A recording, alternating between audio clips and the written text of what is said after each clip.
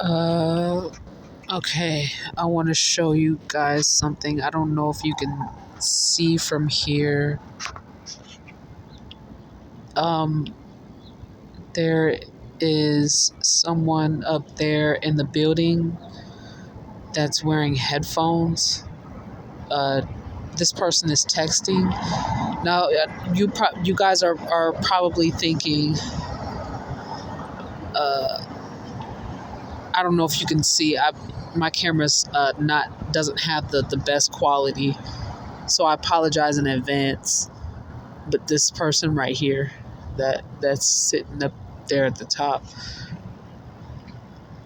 I just wanted to show y'all a quick little glimpse of this person, because well, just based off of what I observed, they had been following me around like all morning and getting people to follow me around, and I just I know that they're not really bothering me at this moment. Actually, this person right here is bothering me. Actually, they bother me every second of every day.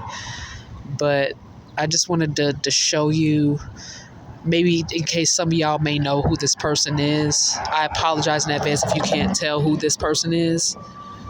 But I don't think these street lights have cameras either. Oh, they do. Okay, well, I've been sitting in this spot for a little while. And this person's been following me all morning and getting people to follow me around all morning and walk behind me extremely closely. And some of the people that walk behind me very closely, they are trying to attack me. Um, some of the attacks are to, I guess, to establish dominance, and some of the attacks are a little bit more personal. They're more fatal attacks. At least they're attempted attacks. They're fatal attempted attacks. And I just basically wanted to show you guys what I have to go through on a daily basis with gang stalking. Now, the person that's sitting at the balcony up there on the second floor, that's my father. He goes by the name. I really don't know. I'm not 100% sure, but I think it's Jenny Wu. And my father is an Asiatic. I think he might be mixed with Asiatic and white, but I'm not 100% sure, or Asiatic and Hispanic. I'm not 100% sure because I'm not all that close with my father. But I just wanted y'all to know that, because that my father is a reason for the gang stalking. He molested me when I was really young, and I guess according to him, he felt like I don't know. It's so crazy to me because it goes against my morals, so it's very difficult for me to articulate it in words. And like I said, I'm not trying to put words in somebody's mouth or tell someone how they're feeling, but I just I have kind of no other choice when a person chooses to be dishonest or deceptive with me. I have no other choice but to kind of jump to conclusions or to assume. But my father has been extremely inappropriate towards me since I was very young, since I was 3 years old. My father has been extremely inappropriate towards me. The sexual harassment that my father has subjected me to go through, like the psychological torture, he's been doing this since I was 3 years old, and I've been begging him ever since I was about 4 years old, ever since I could start talking. I've been begging him to stop. I've been begging my father to stop. Please stop. I've been begging him to stop. I've been begging him to leave me alone.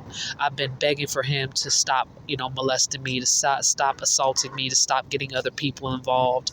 I begged him for mercy, and he just wouldn't leave me alone. And he pretty much gets other people to follow me around every day, to either attack me, to make fun of me, to haze me, to gang stalk me, to creep up behind me, to threaten my life.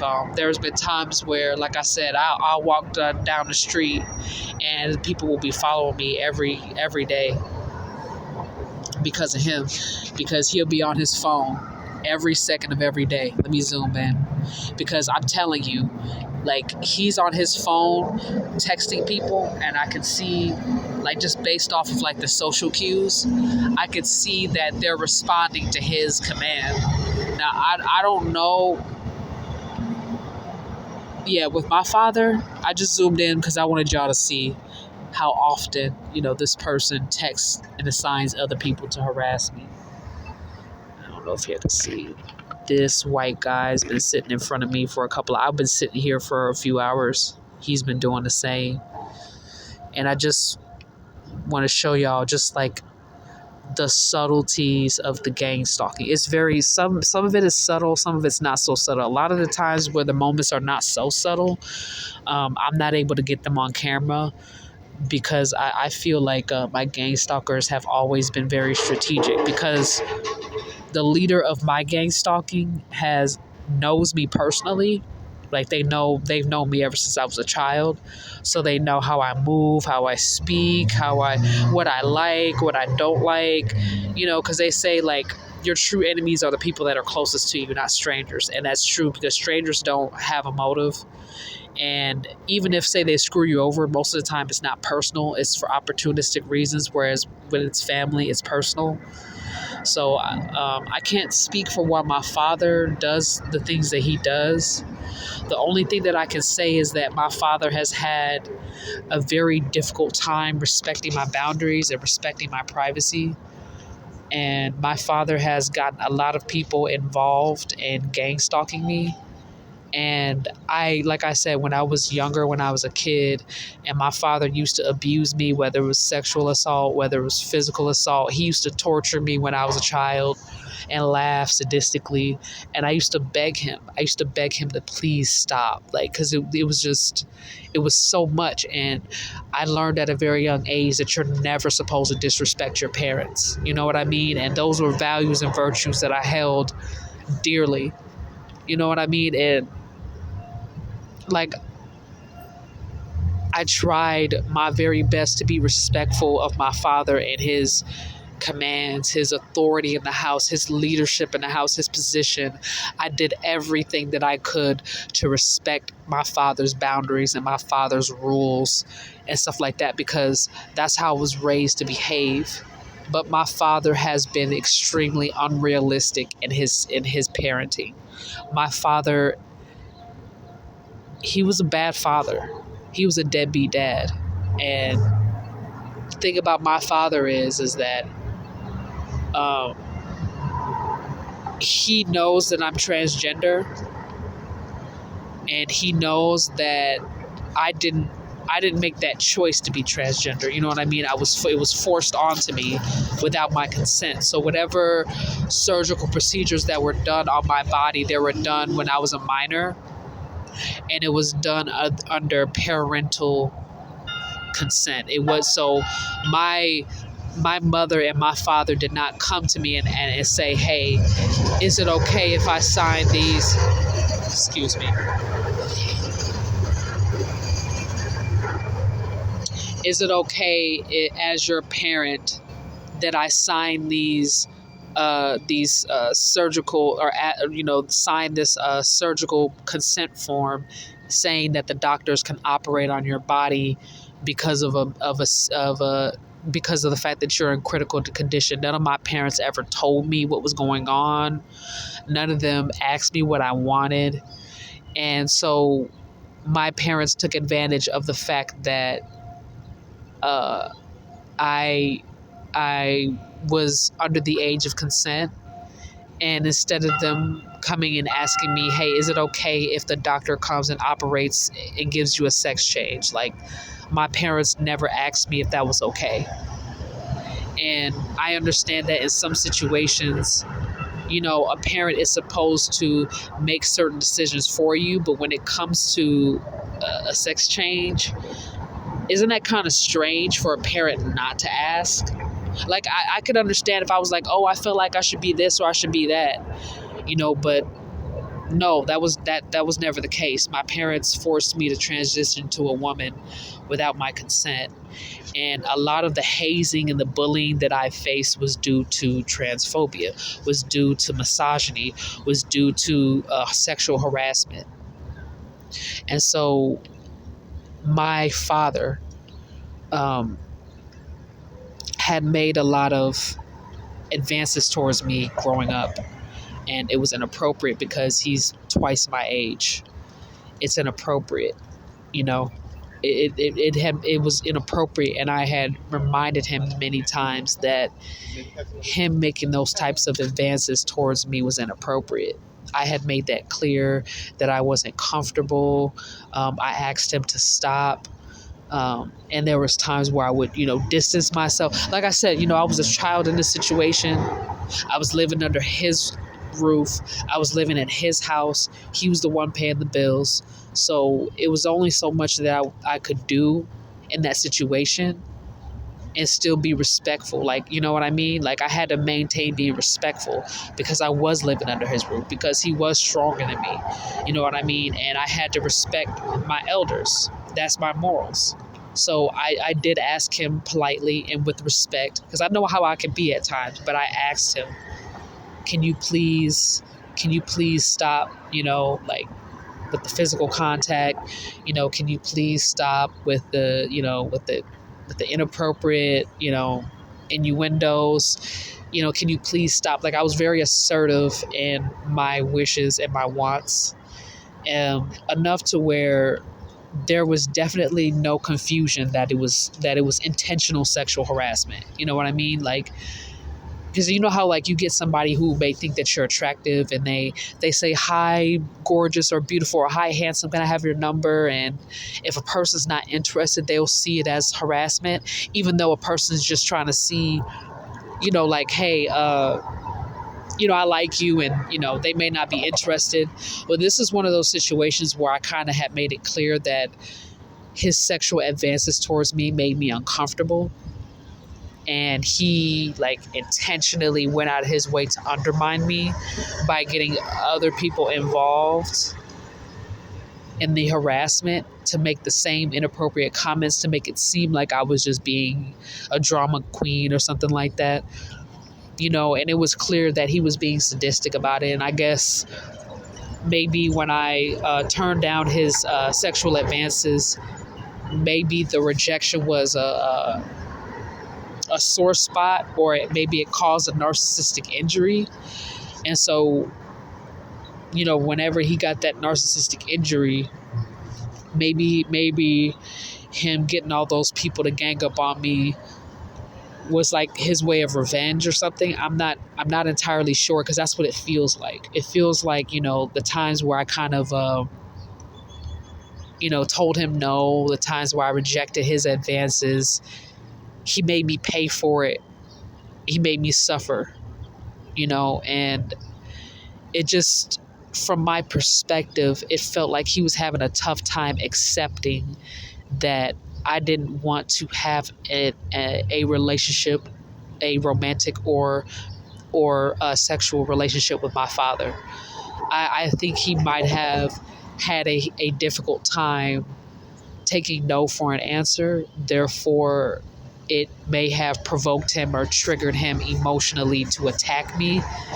And like I said, I'm not trying to, like, look down on him, or I'm not trying to make myself out to be the saint. I'm not trying to make myself look better or seem better.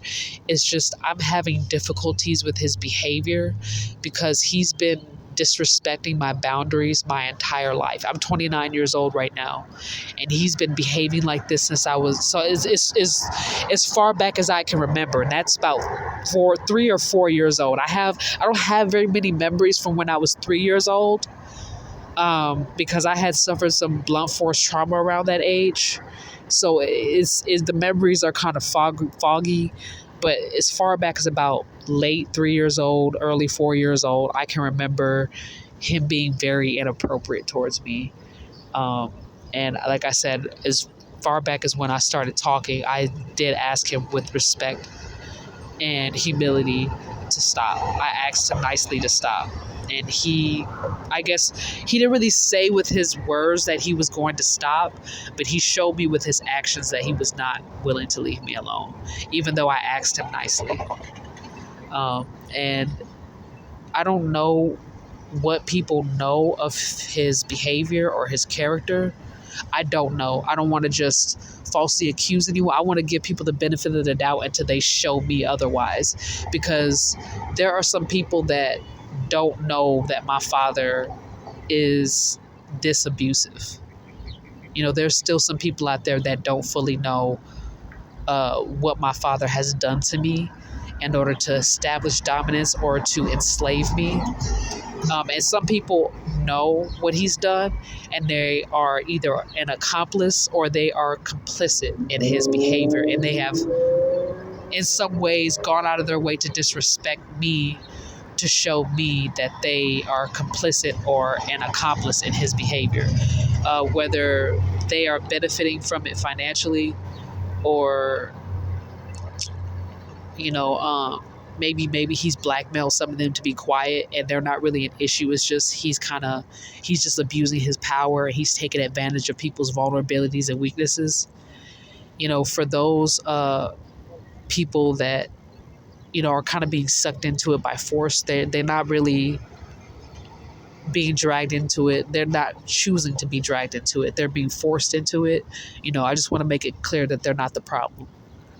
I don't want to throw them under the bus and make it seem like they're the problem when they're not, because they're not. But there are some people who are an issue because they support him. They help him with his illegal acts against me and against children. And I just want to make it a point to say that, my father has been hurting children, and I question if he'll ever stop. When he hurt me he hurt his own child, he hurt me as a child. So if he's willing to hurt me as a child, I don't want to just be loosely like throwing stuff out there, but it's no telling what he could do to another child. And I just wanted to get the word out there because my father is not above hurting innocent children. My father has been hurting innocent children for all of his life. He's been hurting innocent children. And I guess when I found out about him hurting innocent children, it made me feel like I needed to say something, because I know this is crazy, but molestation and childhood abuse was something that was normalized in my family. Even though that type of behavior is not normal, it happens so frequently to where I convinced myself that if my father does this to me, it's just me, and I could take it on the chin and move on when I'm an adult, when I'm a legal adult. But when I became a legal adult, how far he was willing to go to take away my rights, take away my free will, it forced me to be brave and speak up for myself and others, because I found out that there were other people that were suffering under his tyranny and his dictatorship. And I saw how, I guess it forced me to be more aware of my surroundings, and it helped me understand that I wasn't the only one that was suffering. Like, it's clearly other people that are suffering due to his behavior, and they're being mistreated just like I am. And it forced me to use my God-given right to speak. I didn't want to shed a light on this because I felt ashamed of what I had gone through. And I thought that if I had spoken up, that it would make things worse. But I'm just going to be very honest. When I didn't say anything, it got worse. When I spoke up for myself and not only others, and I showed gratitude to a higher power, and I showed gratitude to the community for helping me get this far, that's what's helped me continue to move forward. And as we can see, I don't know if you guys noticed a pattern of consistency of Decepticons walking my path. This is what I have to go through every day. The only difference is that I stopped, I sat down, because I was tired of walking, and I was tired of always being trailed and followed and hounded all the time. Like literally every time I get up and I go somewhere, someone is always tailing me every second of every day. I don't even have a minute to myself anymore, because my father will not respect the fact that I do not want to pursue him on a romantic level. Like I said, I had kept quiet about this for a long time because I thought maybe when I became of age and I moved out that my father would move on and find another victim to harass, as selfish as that sounds. I wanted to alleviate myself of the pain and the suffering that my father put me through. So I thought that maybe if I became a legal adult, that at some point in time he would get the hint and move on and leave me alone. But his behavior has only gotten worse with time. Like he would just like he would have people follow me around all day to keep tabs on me on where I'm going. He would like really abuse the system so much so to where he forced me to depend on him. And I know that there's some people out there that are probably wondering how a person can force another to depend on you. And it's very difficult to explain. But I'll do my very best to try. Some people are treated as though they are above the law. Now, no one's above the universal law. No one. But I'm talking about the law of the land. I'm talking about law and order. Some people are treated as though they are above law and order. So they are allowed certain privileges that if someone else were to commit, they would be charged with a felony. But some of these people were given privileges that others don't have. It could be their status, like they could have been born with wealth. It could be that they have, white privilege. It could be that they have male privilege. It could be that, they're connected to some people in power. They could practice witchcraft. It could be many reasons why someone gets away with some of the things that they get away with, or seemingly so, because it's not up for me to decide whether or not someone gets away with something. That's not my call. It's a higher power's call. That's not my place to say. But from a certain perception, if y'all can understand, it does seem like there are some people that are above the law, like they're allowed to break the rules more often than others and get away with it, seemingly. And my father is one of those people where he has a lot of power. I don't know how, I don't know why, but he has a lot of power. And instead of helping people, he chose to hurt them. Hurt people. So that was his choice. I'm not trying to cap on him. I'm just saying that what he chose to do with his power was to hurt innocent people. And I was one of his prime victims in his merciless attacks. I guess at some point when he got tired of me rejecting his romantic advances, he decided to make me a scapegoat. And that had been the dynamic for as long as I can remember. There's some early memories that I could testify against and say that, he was responsible for it. Like, for example, I got jumped, like I want to say it was about a year and a half ago. I got jumped by a group of people, and I don't know why. I still don't know why.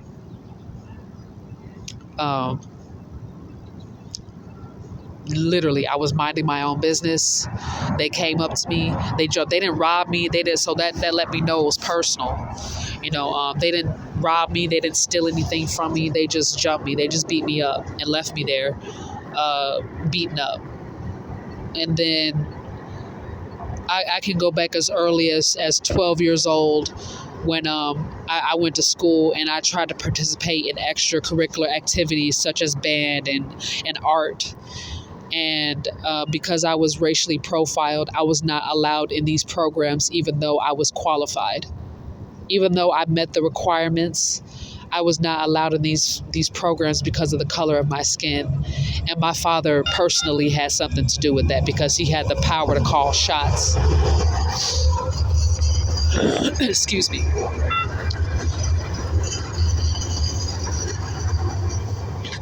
I'm in downtown, so I know y'all be hearing like a lot of trains go by, a lot of noises and stuff. So I apologize for the inconvenience. I hope that you guys can still hear my message. But my father was personally responsible for me not being successful in certain areas, even though I was qualified. Even though I met the requirements and I was qualified, I was often at times rejected for the position because of the color of my skin or because I was transgender, and I had no control. I can't control the color of my skin. I don't get to determine at birth whether I'm black or white. I'm actually very grateful that the universe blessed me with melanin. So I'm not ashamed of the fact that I am Afro-American. I'm not ashamed of that. I'm not ashamed of the fact that I have African heritage. I'm not ashamed of that. And I was never ashamed, even though Decepticons have gone out of their way to make me feel inferior to them or to establish dominance over me. I was never ashamed of the fact that I was black. Never. I was never ashamed to hang around black people. I was never ashamed to stand up for the rights of black people and to show support for the black community. I was never ashamed of that. Okay. I don't want to say I'm proud because I don't want to, curse myself with vanity, but I will say that I was never ashamed of it. And I'm grateful and I'm gracious to the universe for blessing me with melanin. I'm grateful to have that experience of being a revolutionary because I had to fight for my right to have freedoms and to exist. I want to show y'all something. I'm pretty sure there's an event, but I just want y'all to see what I see, the consistencies. I just want y'all to see the consistency. That's all. I know the world don't revolve around me, but come on, there's not that many coincidences in the world. I just want y'all to know what I have to go through and how many fucking people. Excuse me, my bad. I gotta control my tongue. My bad, y'all. Sorry. I meant to say how many people harass me on a day. It's so many people. It's concerning. You know what I'm saying? Like before I was aware of the gang stalking, and some people in the community started making me aware. Oh yeah, the security, they've been following me around all morning. They harass people. They be harassing people on the light rails and stuff like that, but I don't want to get off topic. So, bro, like so many people be following me throughout the day, and the security guards are one of them.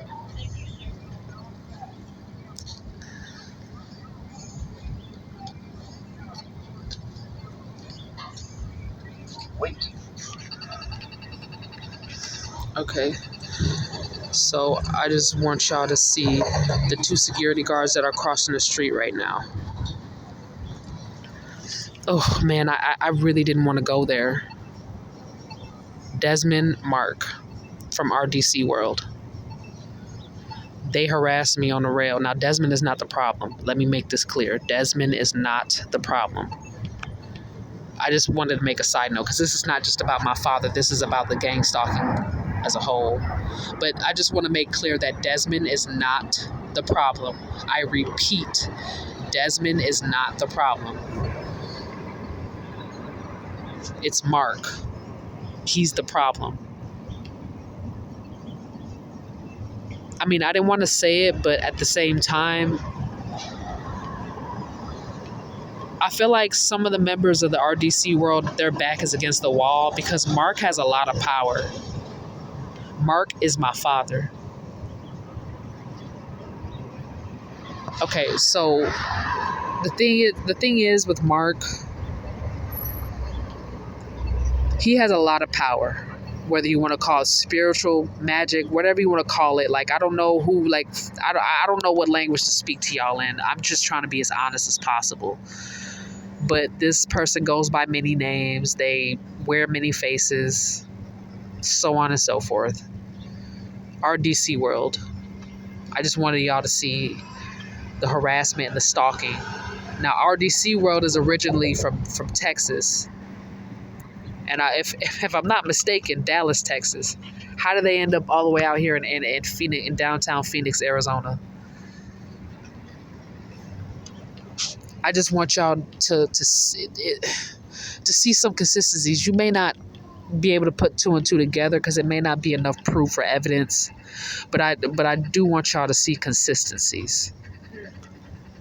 I do want y'all to see consistencies because pretty soon it's gonna all make sense. The only thing that I can do in my situation is when I'm in a safe space to kind of just start speaking. Like I said, the person that's still up there, still calling the shots. Still calling the shots. Jenny Wu, still calling the shots. The reason why I'm doing this is because I had to start holding people accountable for participating.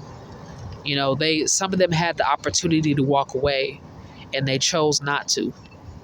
You know, they made a choice to play God and to be disrespectful towards a victim of childhood abuse. Like, I mean, I'm asking the community, at what point has it been okay to make fun of a child for being assaulted? At what point, like, at what comedian do you know out there that makes jokes about children and still is able to walk around safe? I've yet to see a stand-up comedian make a joke about a child being assaulted, sexually assaulted, and still have a career after that.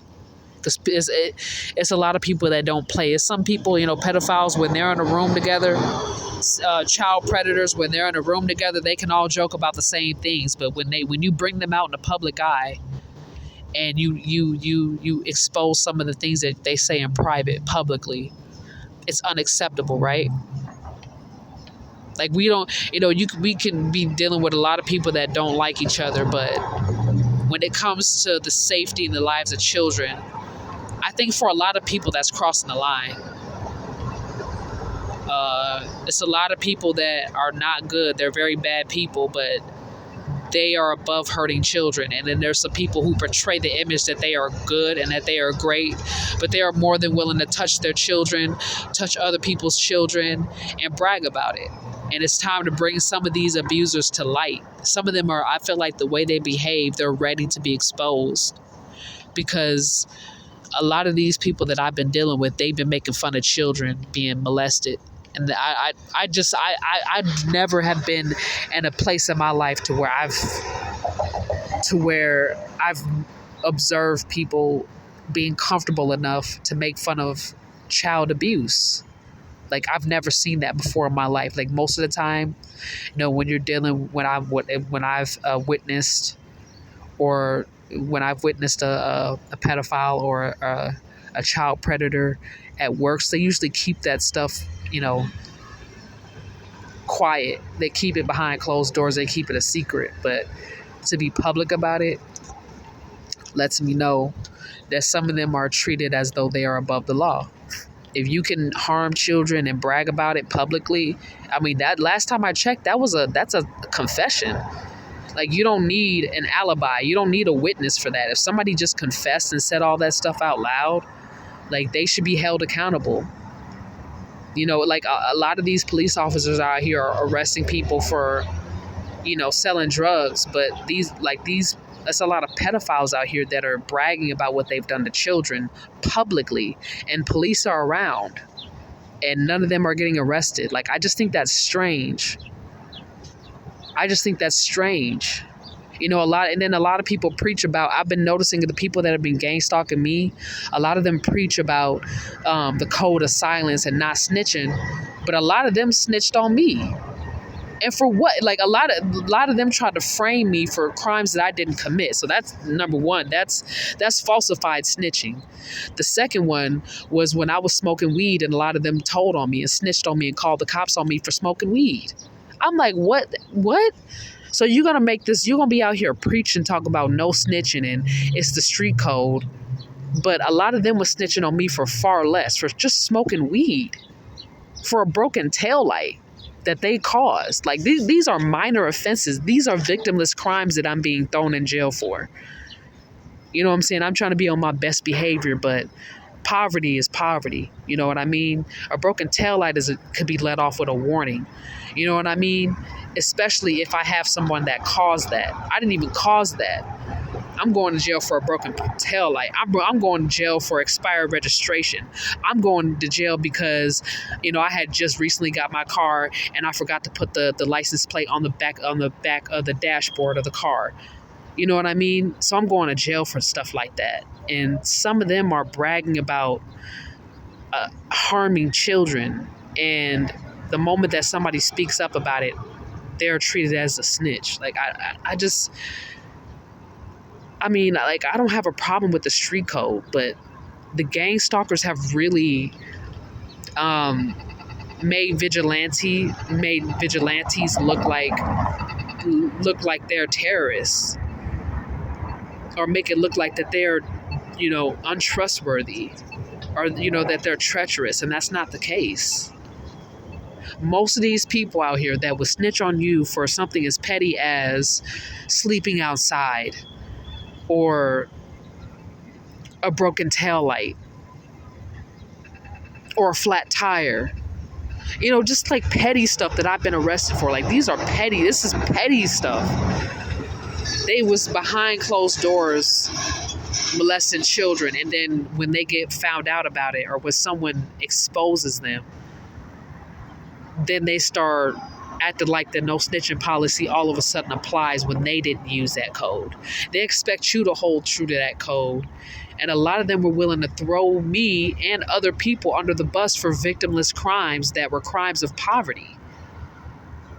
I'm seeing a lot of people in these days and age, in the 2020s, being arrested for victimless crimes of poverty, and pedophiles being allowed to roam the streets. And that's just not justice. You want to know who is to blame for the injustice? Decepticons. People who participate and choose to be perpetrators of the gang stalking program. Those are the people that I'm sorry, I hate to say it, but we got to start recognizing who these people are, pointing them out, so that, when people who are not targeted individuals, when they start to notice patterns of consistency, they know who to point fingers at too, because even some of us who are targeted individuals don't even know who to point fingers at half the time, because it's so many people that are standing in front of us. And although, yes, they do share the blame, most of them are not even the problem. They're just kind of doing someone else's dirty work, and they should be held legally responsible for that, because they're an adult. And, a lot of them had that choice to say, no, I'm not going to participate, and they chose to. A lot of them got off on it. A lot of them thought it was funny how, victims of the targeted experience were suffering. A lot of them, they were sadistic about it, and they got like a sadistic high off of that. That was their choice to be a predator or a hunter, if you want to call it. They made that choice. Now, some people did not make a choice to follow you, to watch you. Some of them are being forced to do so. Like,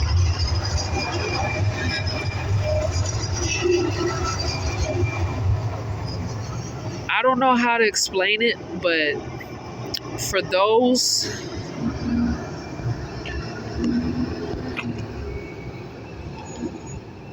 they're showing serial killers on the board. I don't know if they're being celebrated, or if they're just being exposed, like, some light is being shed to them. But I mean, this is Arizona. This is the Devil's State, so I wouldn't be surprised if they were being celebrated, even when it's not Halloween. But anyway, so we have to hold gang stalkers accountable. If they're psychological. They're not going to get hurt.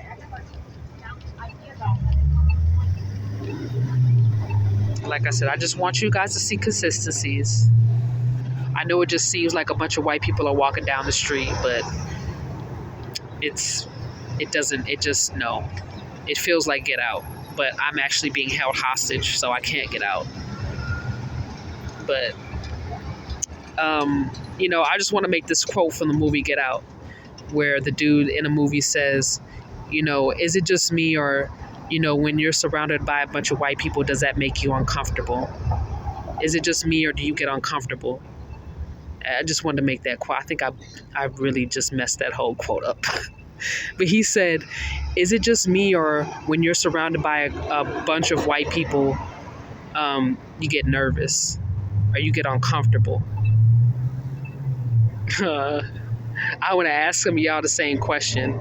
And this goes to white truthers as well that know the finessery that the Decepticons be on. When you be around a whole bunch of Decepticons, do y'all feel uncomfortable? Like, do y'all feel like, I gotta go take a dump. I have to coincidentally go take a 4-hour lunch and not come back and go to another opportunity. Like, do you ever get that feeling sometimes? Or is it just me?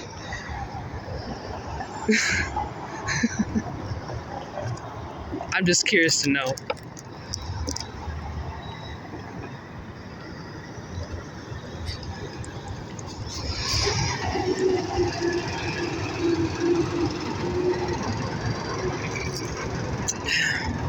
I feel like I'm beating around the bush. So let me get into it. My father, he molested me when I was 3 years old. Or I'm sorry, 4 years. No, somewhere around that time. I'm sorry, y'all. But I really don't. About 3 or 4 years old. I can't really give an exact age. It's an estimate, but it's definitely no older than 4 when it first started. But yeah, I was sex trafficked when I was 3 years old, but he molested me when I was 4 years old, my father. And ever since then, it's been a fight or flight for my whole life of him kind of just holding me back, holding me hostage, keeping me stuck with him, only, blocking me from living my life, blocking me from having friends, blocking this, blocking that. Like, he's just been doing the most. And like I said, he has people watch me every single day. Like, everywhere I go, he has people following me, and the majority of them, I'm afraid to admit, but they are white. And, this kind of just goes to show how I was pushed to this point to where I kind of had to start speaking about this no matter who was around, because I want y'all to know they follow me every day, every single day. And I don't know if y'all see the smiles on some of their faces, but that's kind of like that non-verbal acknowledgement, that, yeah, I'm a part of it. I mean, it's a lot of people a part of it. It's a lot of people. Like, I'm at a severe disadvantage to where I was kind of forced to start airing people out. It wasn't really something that I wanted to do, but if you wake up, I wake up every night with people staring at me, like, you know what I'm saying? Like, trying, like, touching me, like, taking pictures of me, just like making inappropriate comments around me, talking about child victims, you know what I mean? And I know it's other people that are homeless too, and, they have to hear that too. But it's like, I don't know. I mean, I was guided to say something out loud. Like, it's so many white people. Goodness fucking gracious. Excuse my language. Goodness. And like I said, this behavior was the same behavior that I had to go through in Texas as well. White people follow me around all day, every day. Mostly white. I mean, some of them are my own people. Some of them are other races of people. But the majority, I'd say about 75% of them are white. Like, purely white. Following me. Like, white as snow. White as vanilla ice cream. And I know that my fate could have been much worse than this. You know what I mean? Like, compassion, respect got me a long way, and I'm very gracious of that. But goodness gracious, I mean, living with Decepticons has been completely unbearable. It's been so hard living with white people. I mean, like, seriously, like, the ones who are bad are intolerable to live with. It's like their behavior is so parasitic that it forces a person to start recording their behavior. And even some skin folks who support this toxic way of being, that's a lot of skin folks out there that support this behavior. And some of them are perpetrators as well. That's why they have to be held accountable too. You know what I mean? Because I feel like, as like with skin folks, they don't really have a lot to gain from screwing over their own people. Like, in the end, if you look at it from the long run, like, skin folks are causing more damage to themselves than good by cooperating with Decepticons. Like, if I feel like if a white truther can throw away their white privilege and do the right thing and speak up for what's right in humanity, then skin folks should be able to do the same. But a lot of times they don't, because they see the opportunity in making money, and they don't realize that they just climbed in bed with a parasite that's going to suck them dry eventually. You know what I mean? I don't know if they realize it and they don't care, or they don't realize it because they think that because they're, considered a token, that they will be treated better or differently. And in the end, they end up regretting the decisions they made. Like, for an example, how I really don't know his name. I feel like I should know his name by now, because I feel like I've mentioned him. I've referenced him in a video before. But Mr. Dubois, I don't know if it's W.E. Dubois.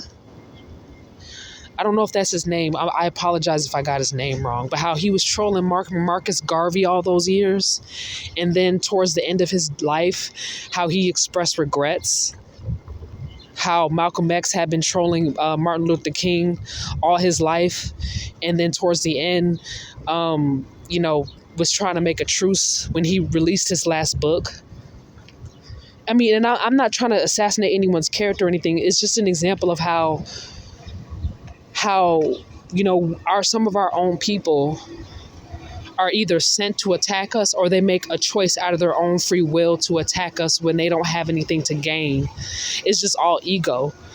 We all have made that mistake. Even I have made that mistake before. I've been jealous before. I've been envious, and I may have done or said things out of ego that I'm not proud of.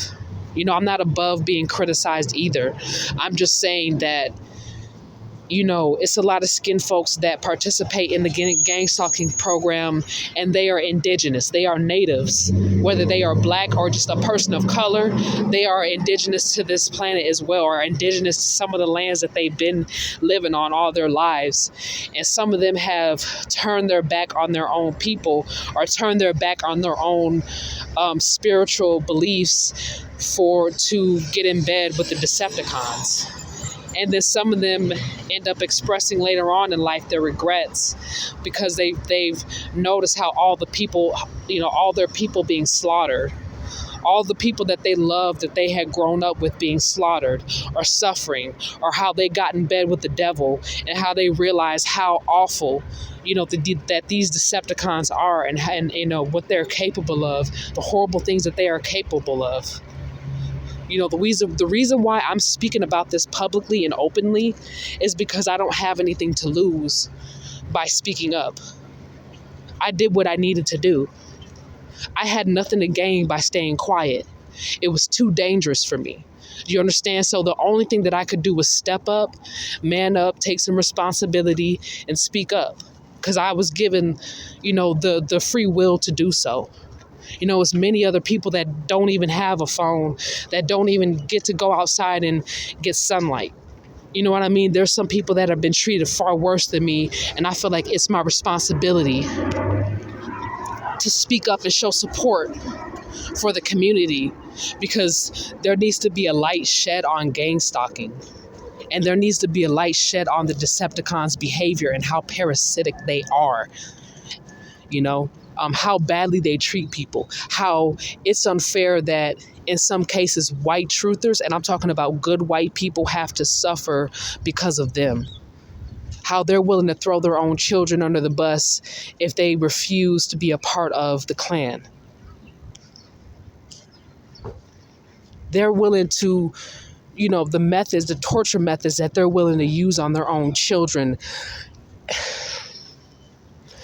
I don't want to speak on too much because it's too graphic, but I hope that you guys understand how serious this is.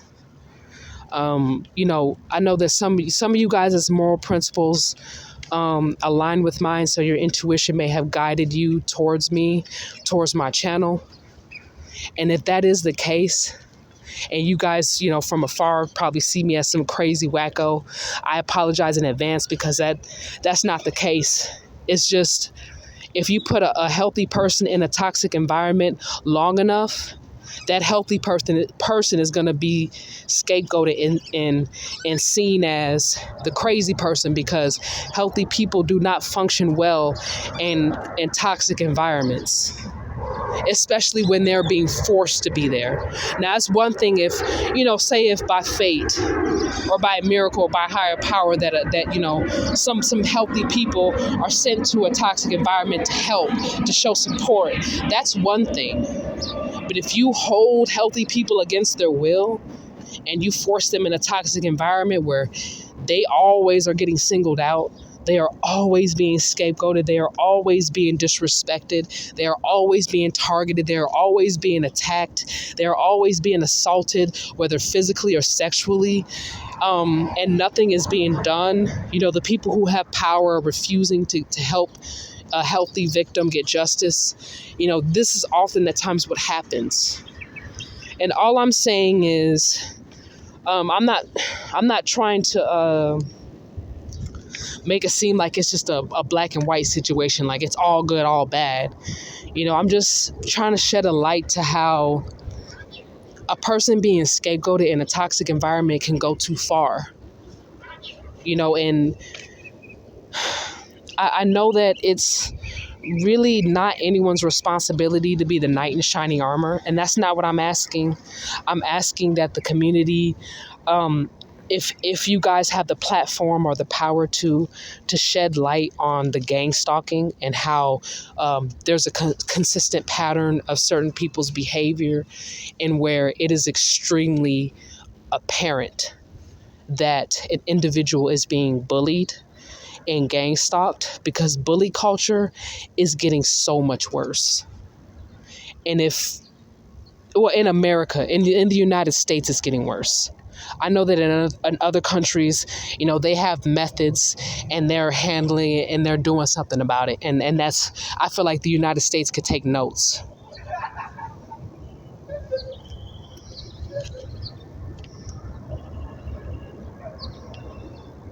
Okay.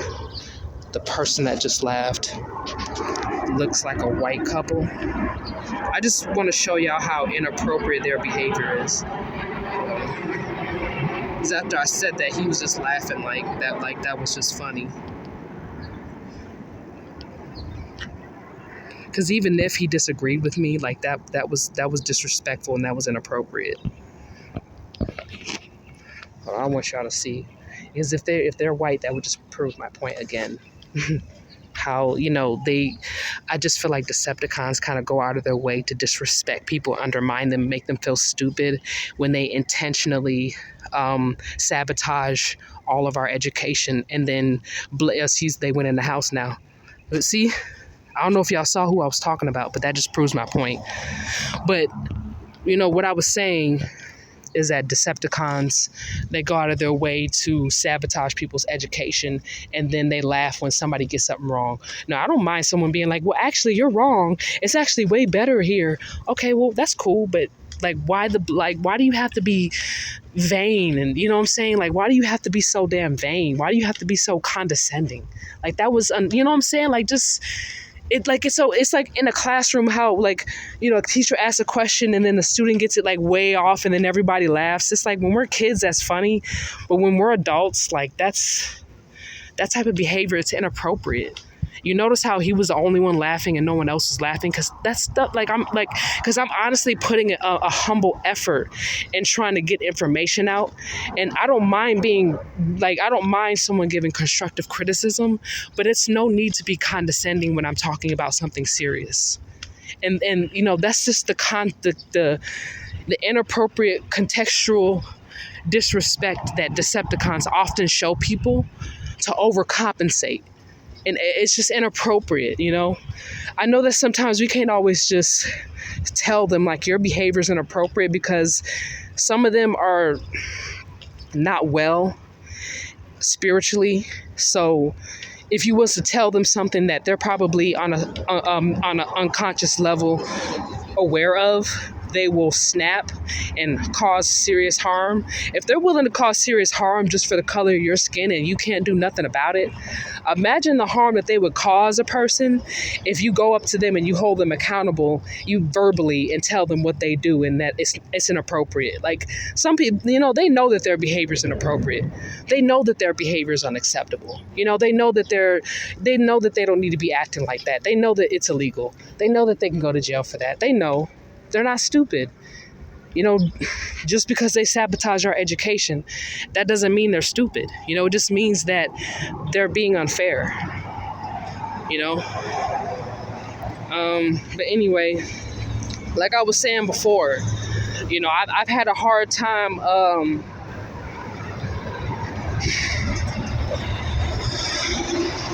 living my life the best of my ability because my father will not leave me alone. Like, I'm telling you, I've told him many times to leave me alone, and he just won't do it. He won't do it. And, you know, I've tried to be humble and respectful towards my father, you know, but there's a couple of times where, you know, I had to, you know, tell him, you know, can you please stop talking to me like that? Like, can you please stop calling me names? Can you please stop, you know, disrespecting me in public? You know, like that's my, like, you know, when I was a kid, I didn't say anything because that was my father. You know what I mean? I had to stay in the child's place. But now that I'm an adult and I've been a legal adult since the age of 18 and I'm 29 now. So that's 11 years of continuous torture long after I became a legal adult.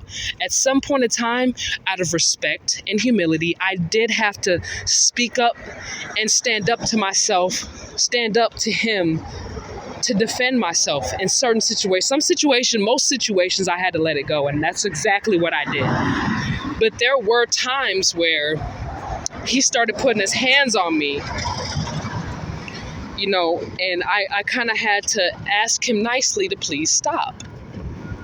He's my father. I was trying my very best not to, you know, be disrespectful, but, you know, but I did ask respectfully. I said, you know, please, I like my personal space. Please, you know, can you, you know, can you please give me I didn't know how to ask him in a nice way, but I had to ask because if somebody's touching you and you don't want them touching you, you have to tell them to stop. You know what I'm saying? If somebody is in your face and in your personal space and you don't want them, you know, you have to ask them nicely to stop. And if they keep doing it, then what are you supposed to do? I know the street code says beat them up, you know, but I'm not a street dude. So I don't handle things like a street ninja. I just don't. So I had to, I'm going to let you fill in the blanks. But I asked him to stop multiple times. Then there was times where I had to defend myself against his physical attacks. Like it was purely self-defense. I didn't mean to hurt him. I didn't mean to cause no harm. I wasn't trying to beef with him. I didn't want to fight with him. I had to protect myself because he kept attacking me and he kept putting his hands on me.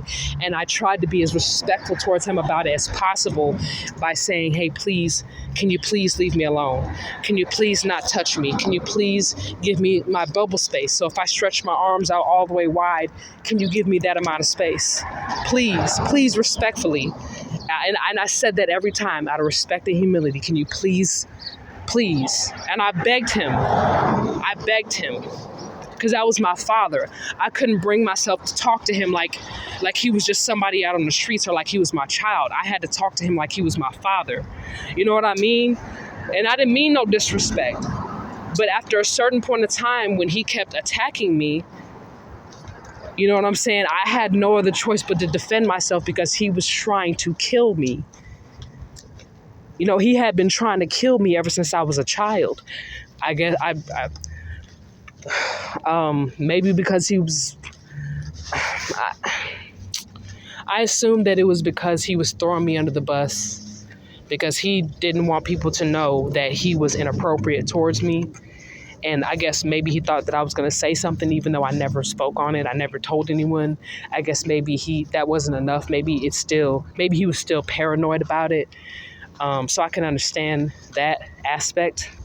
Even though I had stayed quiet all those years and I had never told anybody, I could see why he'd be paranoid about that. But no, that was never my intention, was to air him out. That was never my intent. I just simply wanted to live my life in peace and not be bothered, and to live safely, and like I said, be compliant to the laws and follow the rules, whatever rules I'm supposed to follow, do that quietly and peacefully. But it just seemed like no matter what, he was always trying to hurt me in some way, shape, or form. And he was always trying to make it look like an accident, or make it look like it was my choice, or like I did it to myself, when that wasn't the case. Like poisoning my food, lying about certain ingredients, mislabels, doing things like that to try to poison me, to make it look like, oh, well, that was just a coincidence, or that was an accident, or no, that was just Bree being irresponsible. And he never left me alone. He never gave me that space, that time. That's odd. Why is that dog barking like that? LOL. I just want to make it a note that it was a white person driving that car, and it looks like they got a military medallion sticker on the back of their car. It's just an observation. I'm not making any assumptions. It's just an observation. That dog barking at me like I did something wrong.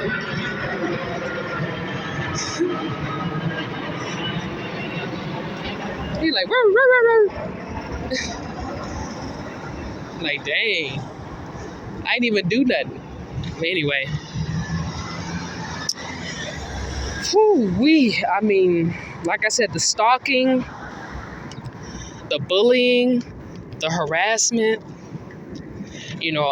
as much as I didn't want to do that, I had to talk about it publicly because,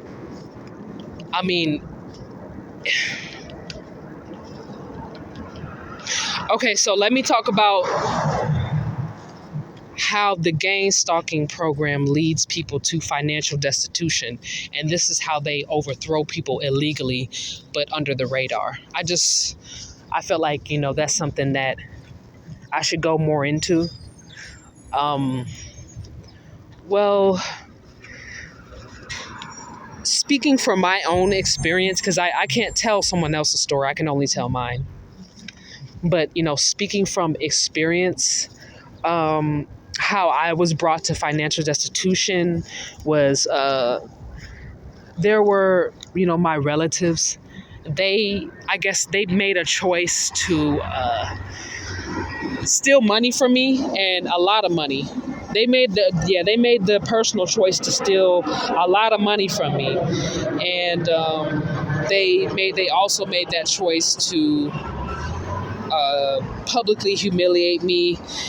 And for those who question what hazing is, it is an extreme form of bullying and harassment that can throw someone in jail, or put someone on probation. A lot of times hazing leads to hate crimes. Hazing is it's assault in some cases, because it's the threat. It's like basically someone being in imminent danger and being threatened with imminent danger without being physically harmed. That's hazing. So hazing is a form of assault. Legally, it's considered assault. It's verbal assault. In some cases, if hazing causes a significant amount of damage to the victim's psyche and emotional state, it could be seen as something bigger and it could be charged under a felony. And so that's why hazing is illegal, just along with character assassination as well, because character assassination could lead to someone being homeless without a job.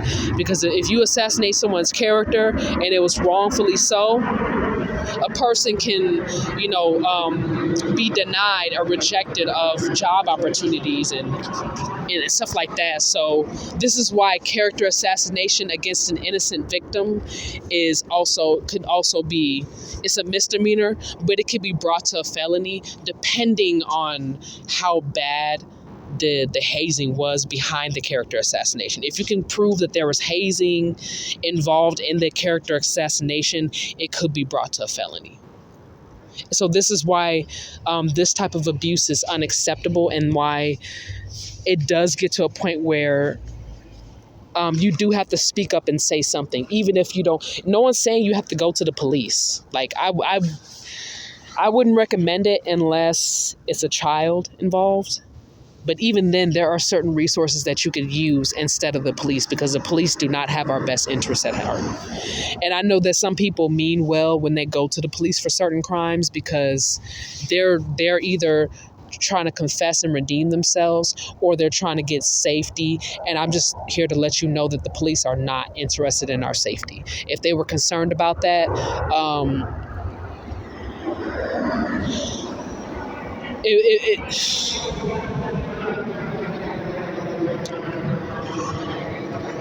if they were concerned about that, then there wouldn't be such a high murder rate of CIs. Let's just say that. There would be more done to ensure their safety so that they don't end up dead for testifying. Now, I'm not with the cooperating with the police thing, but there are certain resources that you as a targeted individual can go to get help. You don't have to call the police. You can simply use whatever resources that you have, local resources, to go get help. Now, I'm not saying it's easy, because I'm still in this situation and I've used the resources that I could, but let's just say the community that sponsor these resources, these resource programs, are responsible for me still being alive. Do you understand? Well, I mean, aside from a higher power, like the higher power is, the universe is something that I have to give credit to first and foremost. But what I'm saying is, because I went to a higher power for help, and I went with the flow and I let a higher power handle the situation, the higher power took care of it. So, I would suggest that, if you're being gang stalked and you're concerned about your safety, I would not recommend going to the police first and foremost. There's always another way. There's always another way. There's local resources. And then there's hotlines, there's chat lines. And then you can also go straight to court. Because if you take someone to court, that's not snitching. When you go to the police and you become a confidential informant, that's when you are on the street level considered a rat. But if you take someone to court and you restrain them from being around you because they keep putting your life in jeopardy, that's not snitching. I'm just saying. Like, it's not. There's a difference. I mean, because what are people supposed, like, come on, let's just be realistic.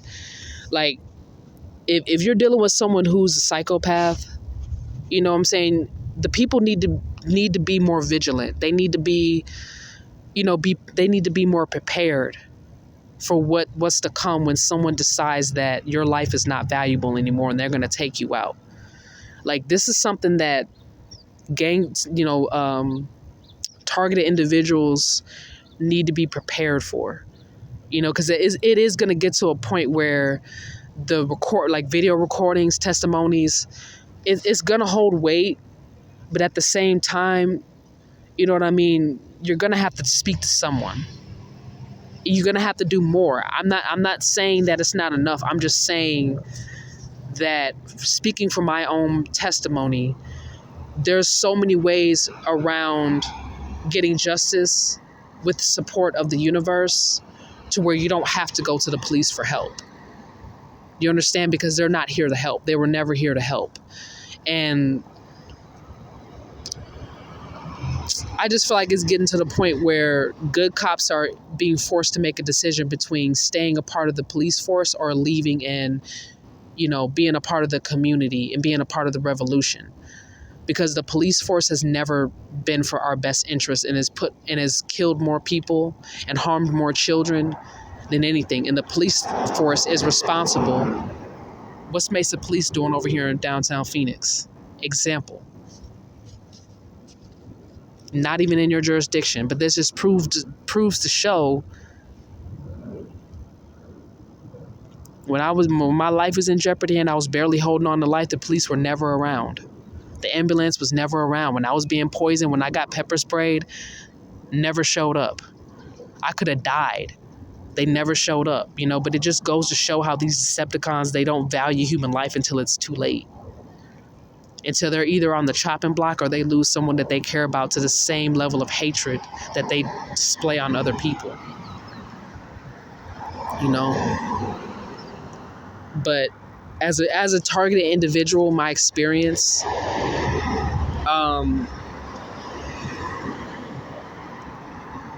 it's so many other ways around getting justice. For first and foremost, going to a higher power, whatever you believe in your heart. Going to a higher power for help. That's number one. That's the most important thing. Pray before you do anything.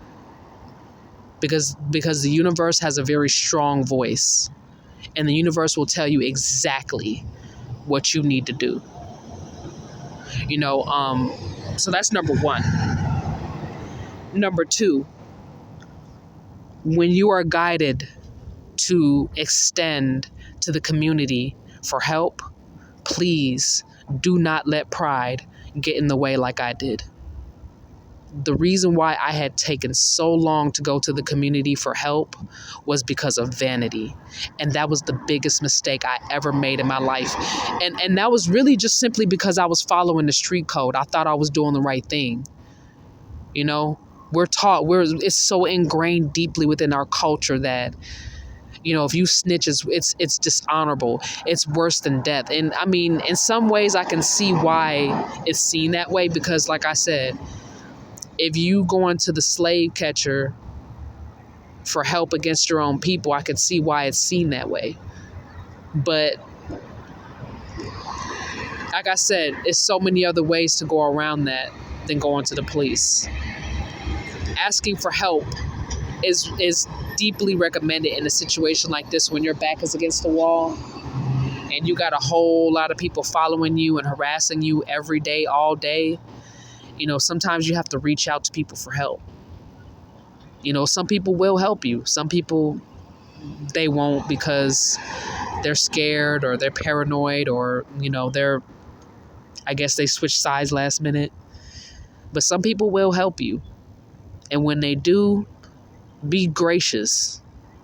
Show gratitude to them because a lot of them are sticking their neck out.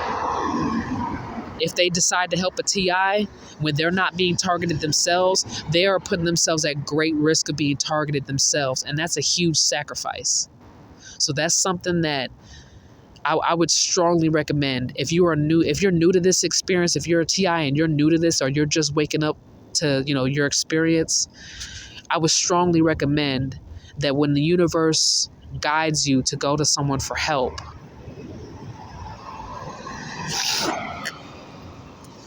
go to them.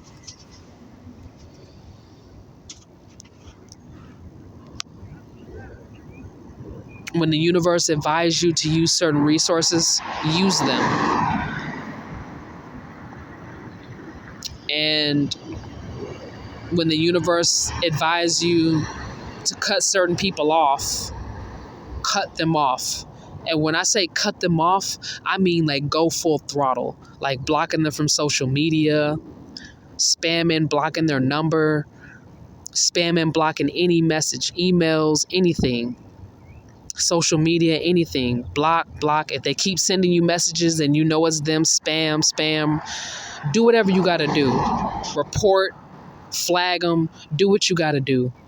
You know, because some people, like my father, have a hard time understanding when it's time to, throw in the towel and let it go. Like, some people just, they don't go away by you just ignoring them. Some people ain't gonna go leave your life without a fight. And I'm not recommending, trying to be the tough guy and fighting them. Some of y'all are already tough guys and you would handle it, but you have to think about your karma as well. Like, there's some people that they're mentally ill and they're not going out without a fight. Like, there's some people that, they've made up their mind that they're willing to sacrifice anyone and anything to stay connected to you because they're parasites, Like, there's some narcissists that if they view you as grade A supply and they're on the verge of collapse, some of them become extremely clingy to the point where it's extremely annoying. And it's no way to get rid of them, like a mosquito or a fly, Some of them will attach themselves to you so firmly because, they are using you as a charging station. Some of them are taking advantage, of the situation, whether they see you as prey or another white guy kind of standing there conspicuously and mysteriously. He just popped up. I think that's strange, but I just, like I said, want to show y'all the consistency in behaviors. I just want to show y'all how, white people kind of violate other people's rights on a daily basis, but then we're going to jail for being home. Like, a lot of us are going to jail, having, like, a lot of us are suffering from crimes of poverty, and white people, like, violate our rights on a daily basis, and they get all this money and all this support, and I just feel like it's time to start holding skin folks accountable because they're partially responsible for why, white people have this, like, extreme amount of, it's not even just power anymore, it's control. Skin folks are largely responsible for why white people have this much control over everybody's life, especially white men. I hate to burst bubbles, but white men often at times do not think about how their behavior affects other people because a lot of them are so ingrained in their white supremacy that they see others as inferior. Even white women are treated like this. And I hate to say it, but their domineering alpha dominance sometimes it just gets to the point where it's just too goddamn much. And I don't mean to be disrespectful towards white people as a race because I don't have a problem with white people as a race. I have a problem with their behavior towards people. If white people were just in their element, being themselves, enjoying their own culture, I wouldn't have a problem with that because, like I said, I'm a huge fan of white culture. I'm a huge fan of rock music. I'm a huge fan of all of that. You know what I'm saying? Just the culture behind it, the medieval culture, not the torture, but just the way, the cosplay of it. I respect it. I just don't like how Decepticons have that obsessive need to have control over everybody's actions, over everyone's wealth, over everyone's sense of self, over everyone's health. Like, they always got to stick their foot right up our butt crack, and I just feel like sometimes we can't coexist without white people, more specifically white men, breathing down our necks all the time. I'm trying to be as respectful with the message as possible without coming off as prejudice. But I can't ignore the suffering that white people have forced us to be through. Like, they even throw their own people under the bus. This is, you know what I'm saying? Like white truthers that when their intuition is being guided to speak up about certain things because they have the privilege to do so, how nasty they get with their own children. How they force their own their own people to live under financial destitution. I want to speak for them too, because I've been around the block. I've been in the trailer parks. I done been in the hood. I done been in the suburbs, the urban suburbs. I done been around. I done seen some things.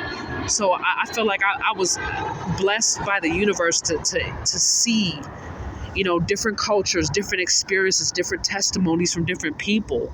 And I've even seen to the point where white truthers often at times get thrown under the bus by their own people. They do their own children filthy dirty. Their own babies, they do filthy dirty. And then the white truthers grow up with hatred towards their own family members because they know firsthand, well, shoot, I was treated just like a person of color. Now I know I'm not a person of color. I'm aware that I'm white. But I see why y'all have an issue with us having that supremacy complex going on. Because I've been thrown under the bus and I don't agree with racism. Because every last one of the white truthers that don't support racism were so quick to throw their own people under the bus. Like, that's messed up. And like I said, I've been getting testimonies from different white people saying how they can't stand their own family members because they're tired of their bullshit. Excuse my language.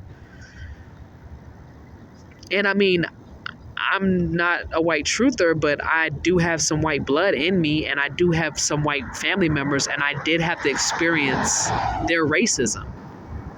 I was thrown under the bus because I chose my Afro heritage above all else. I'm not saying that I'm not acknowledging the other races that I'm mixed with, because I'm mixed, you know what I mean? And I have respect for all races. I don't have a problem with any of them as far as their culture speaking, as far as their heritage and their spiritual or religious beliefs. I don't have a problem with that at all. And I don't want anyone to think that I'm xenophobic or that I'm anti-Semitic, because that's not the message that I'm trying to leave off to people. All I am saying respectfully and with humility is that, you know what I'm saying, the people are getting tired of white supremacists breathing down our throat, breathing down our necks, putting their foot on our face, poisoning our food, giving us food that they know is a biohazard, putting stuff in our food. They've been putting fecal matter in our meat for years. And it's wrong. It's disrespectful to the community us having to eat food that's bad when we can have food that tastes good. Like, why? What? It's just, this is what the Gangstalking program is really about. It's about white supremacy. That's what it really comes down to. Because, for those who have done the research, and we got a moment of silence for those who do their research and pull up receipts, and they go on and they give credit to their sources and whatnot, and they find out information, but if we think about the statistics of targeted individuals, right? And then we look at the statistics of perpetrators. Most of the perpetrators are white males. Most of the victims, 60% of the victims are black women. 80% of them are people of color. The perpetrators, 80% of them are white males. And then the other percentage is other. I think, if we all just doing the math here, I think it's fair. And then where did the Stasi gang-stalking program start? Nazi Germany. And the neo-Nazis, the modern-day Nazis, are the ones that are still practicing this to this day. They're the ones who brought the gang-stalking program to America. These were old-fashioned German Americans German immigrants that moved to America and taught those same principles and those same behavioral patterns to their children, and now their children are neo-Nazis and they're practicing this behavior onto the American indigenous citizens, stealing the Native Americans' indigenous sovereignty right under their noses due to hazing, character assassination, and public slander via the Gangstalking program. They screwed over the Native Americans, they screwed over the Africans, they screwed over the Asians, they screwed over the Hispanics, the Latin Americans, Latinos. Respectfully, they screwed everybody over to establish a hierarchy, to be at the top of the food chain, and they were more than willing to destroy families and rip them apart, rip babies away from their parents. And some children of color were kidnapped from their parents due to because the gang stalking program went that far. So some of us targeted individuals, the reason why we're being targeted is because our parents were targeted individuals, because our parents fought for the rights of, innocent people. Some of our parents fought for our rights that we have to this day. That's why some of us are being watched so closely. And I know that I'm not the only one tired of the white man breathing down our neck. I know that not all of them are the problem either. Let me just make that disclaimer, because some, and I put emphasis on white truthers, are being forced to do what they don't want to do, because there's more to it that I can't really go into right now. But I just thought I should make it a point that if some of y'all witness people following me around, know that that's not because we clicking out and we hanging out. They're bullying me, they're stalking me, they're harassing me, they're violating my privacy. And like I said, a lot of them I have a restraining order against. And they violated out in the open, publicly. And I just thought that y'all should know that, because some people got it wrong. Some people got the facts wrong. So I know that how things seem, it seems a certain way. That's why I release this content. And I share with y'all my testimony and my story, because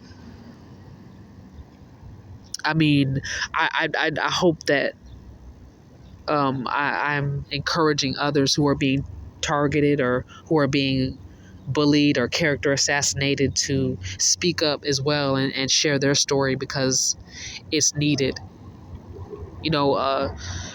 We targeted individuals. It's not enough of us coming together and telling our story. It's not enough of us. It's enough of us, but I understand that some people have been forced to be quiet, and some people were intimidated into silence. And I feel like there was a certain point in time where I was intimidated to stay quiet. And like I said, there was just things where I had to speak up and say something about, because every time I go anywhere, I always have to look over my shoulder, because I keep getting harassed by the same people that are not supposed to be anywhere near me. They're not supposed to be anywhere near me, and they are violating the law by being around me. And I guess maybe they are above the law. Maybe they can just do whatever they want. Maybe they can just harm or kill anyone they want. Maybe that's the message that's being sent, is that some people are above the law and they can do whatever they want. So that just is what it is, and you have to just deal with it.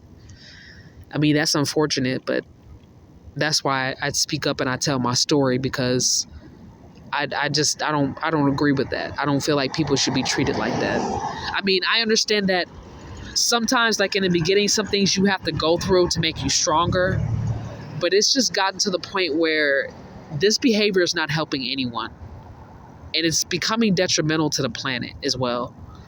So like I said, this gang stalking experience has forced me to be aware of my own shortcomings and how I was mistreated, along with how other people are being mistreated as well, how other people's rights are being violated, and how, when you're dealing with a group of people that are always and forever willing to play dirty and they're parasitic about it, how, we have to be united and being strong and having a voice. Like I said, I just want to encourage other people. I just simply want to encourage other people to tell their story, because we're all pieces of the gang stalking puzzle, the Stasi puzzle. We're all separate pieces. And if we're all targeted individuals and we're all separate pieces of the puzzle, it's going to start to become clear that the targeted individuals are not the problem. We're not as crazy as we're being scapegoated out to be. And if the more of us come together with testimonies, with video footage of their erratic behavior and their domineering proximity, you know what I mean? Like how some of them, they don't really say anything to you, but they're always around, and you just don't have any privacy. You know what I mean? It's like growing up with a big family and never, you know what I'm saying, never having a house to yourself. It's kind of like that. Every time I step foot outside, I never have that moment alone, because I always have gang stalkers following me around, and they follow me around so closely to where they violate my physical space. Like they touch me. You understand? Like I'm walking down the street and their arm brushes up against mine, and it's clear that it's trolling. It's clear that it's harassment, even to the point where it's sexual harassment. Because if I'm making it clear, oh, excuse me, but then I see the same person 2 days later bump me again, I'm going to say, hey, excuse me. That's a normal human reaction. I know that sometimes you have to ignore certain people, but if somebody keeps touching you, they keep walking really closely behind you to where they're stepping on the back of your feet. You know what I mean? What would you do about that? Some of y'all saying you would beat their ass. Yeah, it's not always that simple, though, because some people, if you hurt them physically, they can make you suffer because they have power. You know what I'm saying? So I'm not recommending that. I'm not recommending going toe for toe or blow for blow for some of these, because some of these people are mentally ill and they will kill. Some of them intentionally provoke situations, and then when they get you riled up and you have a moment of anger where you have a reactive abuse response, they will justify murdering you in cold blood, even though they have been harassing you for years. And then you finally have a moment where you snap, because your psyche just breaks, because we're human. We're not invincible. We could be broken. We're vulnerable at times, and that's okay. There's nothing wrong. As a targeted individual, there is nothing wrong with being vulnerable, because you were forced into being in that position. You understand? We're vulnerable as living beings anyway. We all have our vulnerabilities, right? But the Decepticons of the gang stalking program make it a point to where they are not only exploit your vulnerabilities, but they try to make it seem like whatever vulnerabilities that you have, that you're personally responsible for that, or that it's your fault when they are responsible for that, or they caused it. Or they keep making your vulnerabilities or your imperfections or your flaws or your insecurities like a public display for people to pick at.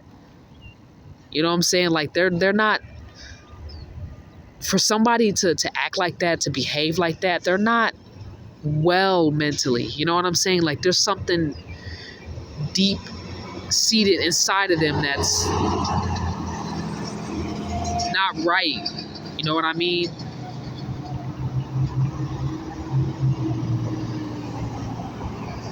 So I just want to encourage those to speak up, because there was something that really bad that happened to me when I was a child, that my relatives had caused. I don't remember all the details of the injury and the assault and all that, but I was assaulted as a child. And I had really bad injuries. it was multiple injuries, and you could tell like they were not self-inflicted. It was not self-defense. Like I wasn't that bad seed child that just went crazy and snapped like a bad omen. It wasn't anything like that. You could tell that the injuries that I had as a child were inflicted by an adult. And this adult used full force, to hurt me, to try to murder me, to put me in the ground, because they really just didn't want anyone to know that they were molesting me at such a young age. They really were just like, you know what, forget this child, we're just gonna have to deal with it. You know what I'm saying? Like, that's my story. And there were some very bad injuries that I had suffered from when I was a child, and due to the excessive amounts of human trafficking and sexual abuse from my relatives, because they're not my family, they're just relatives. So I may slip up and say family. If I'm talking about them in a negative light, they're my relatives, they're not my family. But my relatives were very abusive towards me. They were very physically abusive towards me. So that included the beatings and the sexual assaults. And there were some injuries that I had faced that were so bad that it left tooth decay. It caused me to have a bad odor. I ended up catching a disease. I ended up having an infection at a tender age of 4. And, it was a bit of a concern to certain healthy members of the community as to why I had so many infections and so many injuries at such a young age. It just didn't seem normal, because it wasn't normal. And, my relatives, they did a lot to sweep my abuse under the rug, even if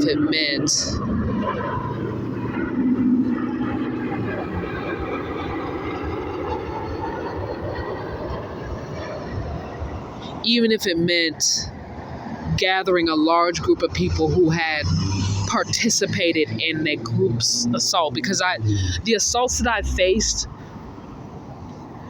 certain people inflicted on me individually, yes. But there were also multiple assaults that I had faced from groups, large groups of people. Okay, so I've had multiple sexual assaults. These were sexual assaults, as well as physical assaults. So I was sexually assaulted, and I was physically assaulted as well. I was physically assaulted by individuals, and I was physically assaulted by large groups of people. I was sexually assaulted by individuals, but I was also sexually assaulted by large groups of people as well. That's my individual testimony. I don't remember all the details. I don't remember who all was involved. I don't remember.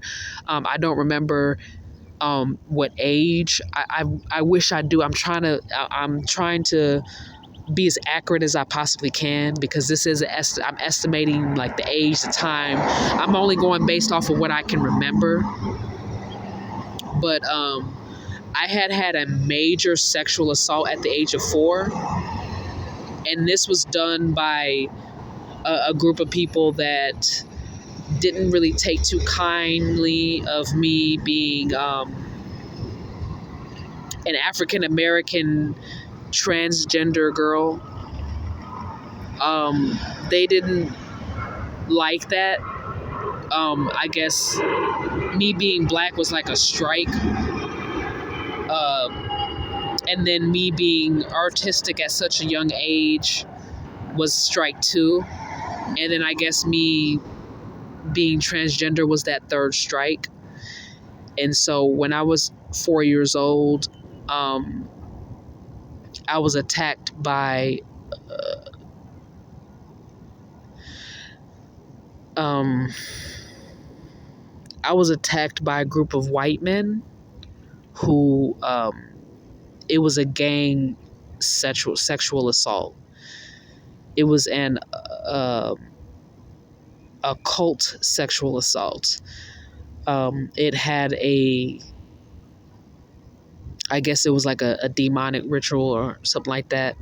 That was behind that when I was 4 years old. So and my parents,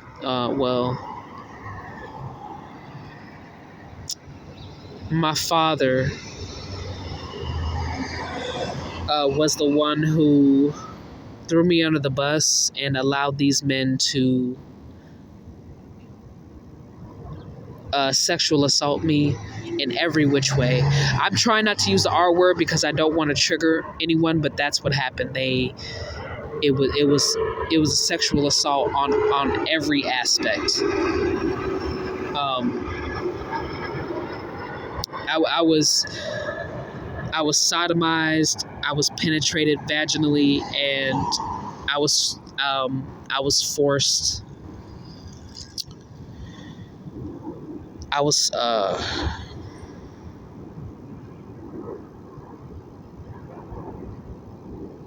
I was forced to perform oral, even though it wasn't something that I was actually doing on my own. It was something that was being forced on me. Um,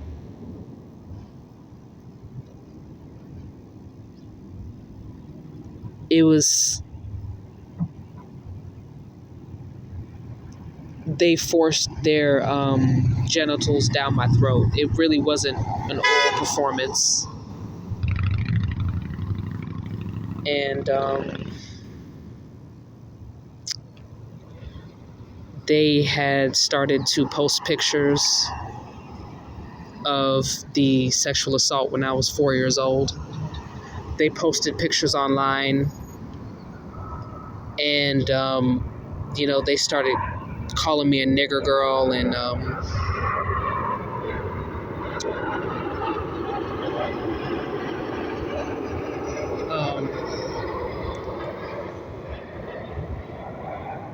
yeah, they would say things like, "Yeah, we raped that nigger girl, that nigger bitch, that dyke." Um,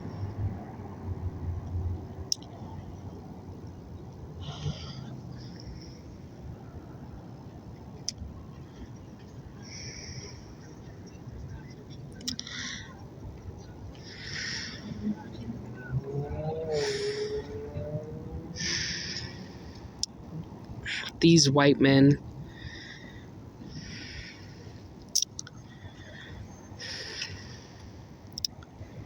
they took away my innocence at a young age, and they bragged about it publicly. It was, I don't know how public my case had gotten, but it was one of the few cases where double jeopardy was considered because there was clear evidence that was being ignored. It was basically ruled as a mistrial, but technically it was double jeopardy because um, they went to trial the first time, and even though there was video footage, there was pictures, there was DNA evidence, my testimony, my mother's testimony,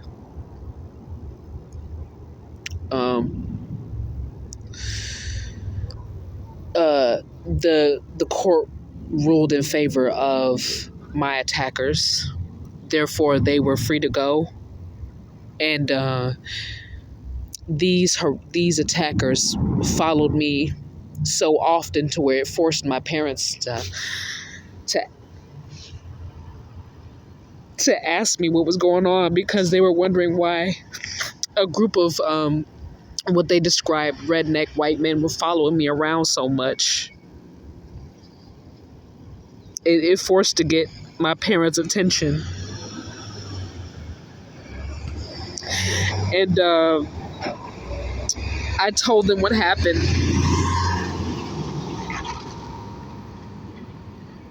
and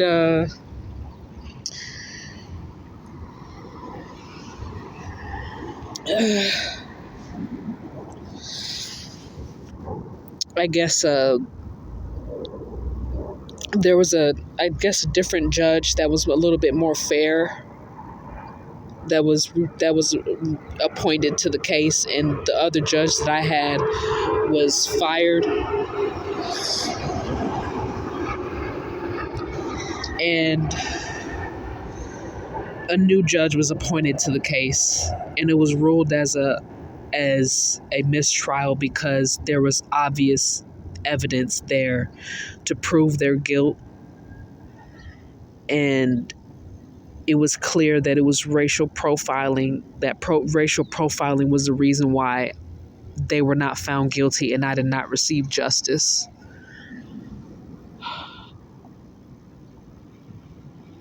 What they did,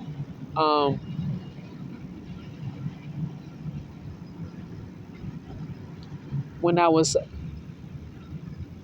4 years old, they assaulted me so vigorously that it caused me to lose a lot of blood. And I ended up, at the age of 4, because of what they did to me, they did it unprotected. They didn't use protection. So I caught HIV at the age of 4 because I was sexually assaulted by a group of white men who just so happened to be living in a trailer at the time of the event. Another attack was by a group of Crips. These were Crip gang members. And they were upset at the fact that I am transgender. They were very upset about that. At the age of 14, they were very angry that I am a transgender woman, or I was a transgender girl at the time, and they found out, I don't know how, I didn't know that I was a transgender girl, by the way. I did not know this until I turned 29 years old. So for those who, you've noticed that there may be some inconsistencies in my story. I'm not trying to frame anyone or throw anyone under the bus. I was brainwashed from a very young age that I was a girl, and I swear I did not know that I was born a boy. I didn't know. I did not know. When I was 14 years old, a gang of Crips found out that they were rolling 60 Crips. This event took place in Los Angeles, California. And I'm sorry. I know I said I was 14, but I believe I was 16. So I apologize for the inconsistencies in my story. I just don't have all the memories, and I'm trying to go as best as I can. I was 16 years old, and I was in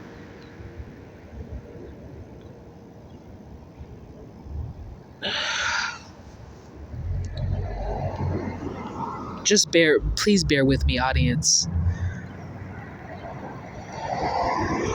So there was an event that took place when I was 14. That happened in Los Angeles, California. There was another event that took place when I was 16, and this happened in Las Vegas, Nevada, when I was supposed to be celebrating my sweet 16. I was being assaulted.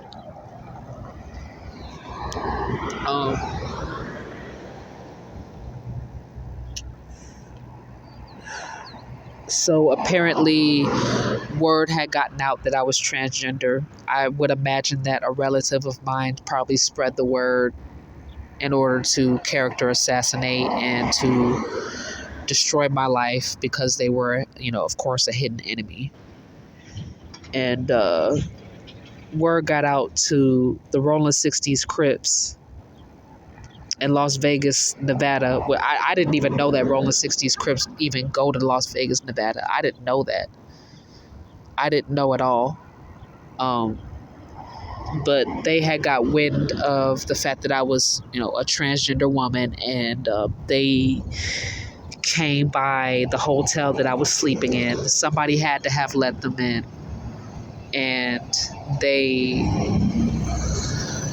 it was a ritualistic gang assault, gang sexual assault again,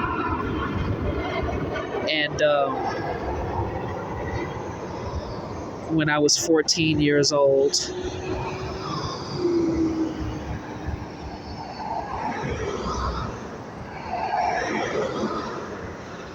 When I was 14 years old, I was in Los Angeles, California. I think this was celebrating my sister's birthday, though. I don't think we were there to celebrate my birthday. We were there to celebrate my sister's birthday. And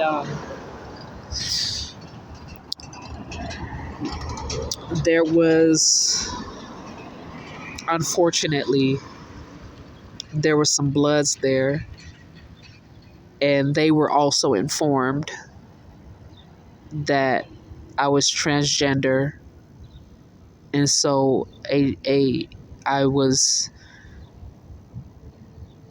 sexually assaulted by some of the Bloods in Los Angeles, California, when I was 14 years old. And these attacks had caused severe damage to my health. And I don't know who was responsible for them.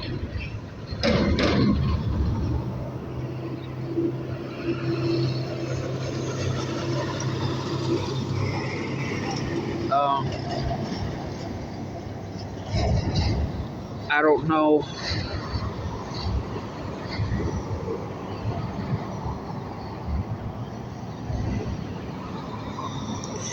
I just there was another attack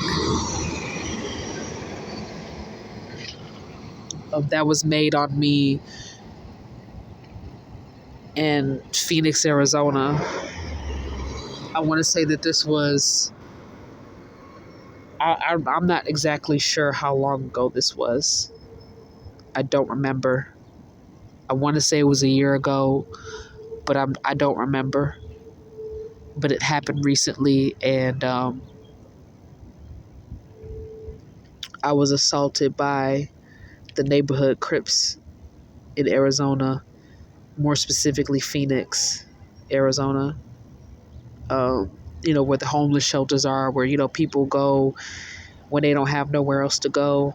And, we had the tests outside, and, I was recording those videos. That's why I was recording those videos. I wasn't trying to put nobody on blast, but I was just trying to show people how the environments that a lot of us are being forced to live in, like, healthy people don't make a choice to live in these environments. A lot of us are either forced or coerced into these environments. And it may seem like some of us are attaching to some of these things, these events, these people, but the reality of it is that the gang stalking program has some of us nailed to the cross.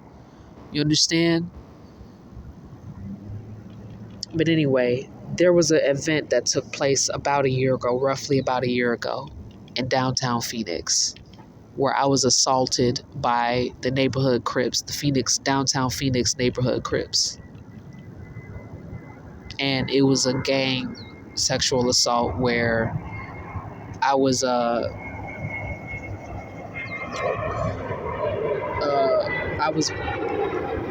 it was forcible. It was forcible penetration, vaginal penetration by multiple gang members. And somebody was putting drugs in my food. Someone was putting drugs in my drinks.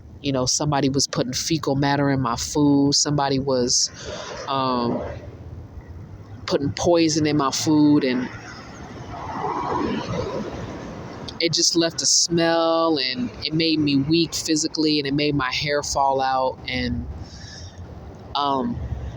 it really messed with my anatomy, my biology, my body, because I was forced to undergo these experiences without my control, and I did everything that I could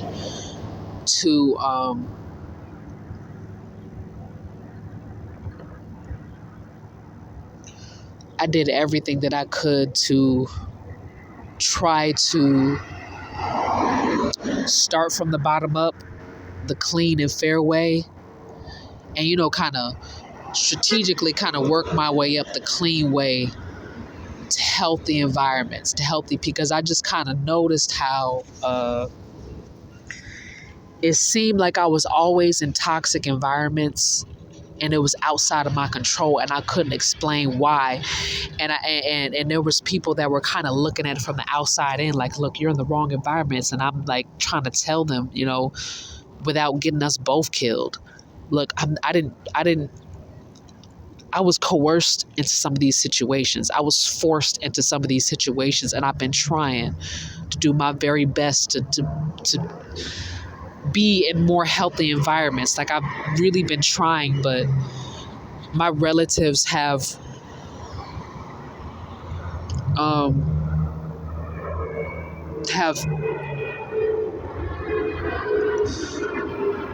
been very strategic in making sure that I don't get out of toxic environments.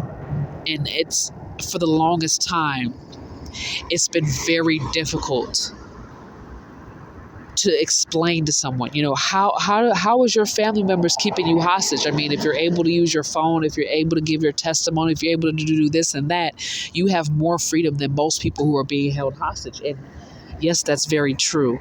And I'm grateful for that. But that doesn't change the fact that I am being false imprisoned. I am being held against my will. This is not a dramatization. I am being held against my will, and the people who are holding me hostage. So did you hear that? The laughter?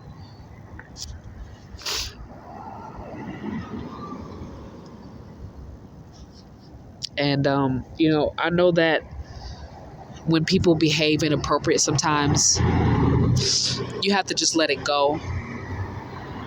But I just want to ask with humility for those, if you had a traumatic childhood to where, you're always being assaulted physically or sexually, your money's always being taken from you, your freedom's being taken from you, you can't go nowhere, you can't have any friends ever, you're always being excluded and isolated, and anyone that tries to help you is either severely physically harmed or they come up dead somewhere. How would you respond to someone laughing at you if you decide to tell your story publicly? How would that make you feel internally if a white supremacist was always following you around and laughing at, something that they had, like, say if it was somebody that had sexually assaulted you at a young age, and you finally decide to find the courage to speak about it publicly, to tell your testimony. And this same person that assaulted you, that set you up to be assaulted, that stole all of your money and stole all your resources and hurt and killed all your friends, your real friends, and you finally decide to speak about it publicly, how would you feel if at your most vulnerable moment where you're telling your testimony, this person following you around and laughing like you said the funniest joke ever? How would that make you feel? This requires a certain level of empathy that Decepticons can't access. They don't have. You know, they just it's not possible for them to have that. They don't have it. So therefore, if you ever notice how in the most inappropriate moments they laugh or they scoff condescendingly, or they have such disdain for the innocent. These are examples of inappropriate behavior displayed by Decepticons, and the majority of these Decepticons are white men. I'm not saying white women don't do this too. It's just white women are not as vain about it. They have a little bit, because they are women and they naturally have the capacity to nurture a child. Some white women are able to express compassion where it's needed the most, even if they hate your guts, even if they're still racist towards you. As a testimony, some white women have shown compassion in areas where it was needed, where white men couldn't. Because they're not given the ability of childbirth, so they don't understand what it's like to preserve an innocent life in the womb. White men or men in general cannot relate to that, but you notice how some men of color can express some compassion in some of the worst moments, where if you've ever noticed, white men cannot. And I'm talking about white male Decepticons. I'm not talking about white male truthers, that where their moral principles align with yours. Therefore, they're able to use their white privilege to show support for you in your situation without any financial gain or any personal gain. They're simply doing it because they're morals. You understand what I'm saying? Like, the white male truthers will help you in a situation like this. They can represent you in court free of charge because their morals align with what the hell you went through. Do you understand what I'm saying? Whereas white male Decepticons laugh in inappropriate moments where it's unacceptable, where I've noticed that the majority of it, if I'm statistically speaking, white women are able to hold their tongue when it comes to childhood abuse. Like, I've noticed that some of them, even though they had racism in their heart, they were able to hold back on being so sadistic to the point where it's painfully obvious. I'm not saying all white women have this ability, because some of them will Karen their way out of a situation where they know they did somebody dirty and they were innocent. But what I'm saying is, white men on a worldwide scale have been so sadistic to the point where it's easier to publicize their behavior than it is a white woman, is what I'm saying. I'm not taking sides. I'm not saying that the white woman is better. I'm just saying that because white women can give birth and they can have children, and they know what they've had that energetic attachment to an innocent life. They're able to express compassion in areas where white men have shown historically that they cannot or will not.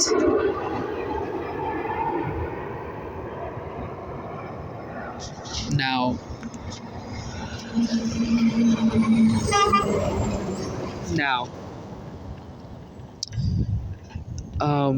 there was another situation that happened to me. This happened when I was, excuse me.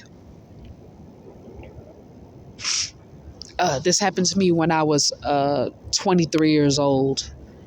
And this happened when I was in Texas, Houston, Texas.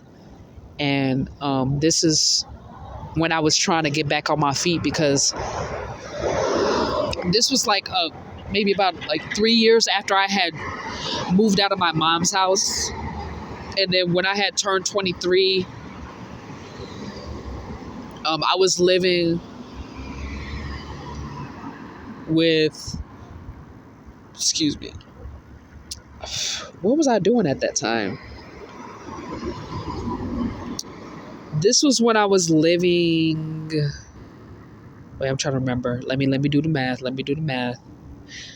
This is when I was living with roommates around that time, when I was 23. I was living with roommates around that time shortly, probably about the first half of my, when I was 23. Like I was 22, and then the beginning stages of when I turned 23. And then like slightly after that, I was right back on the streets again.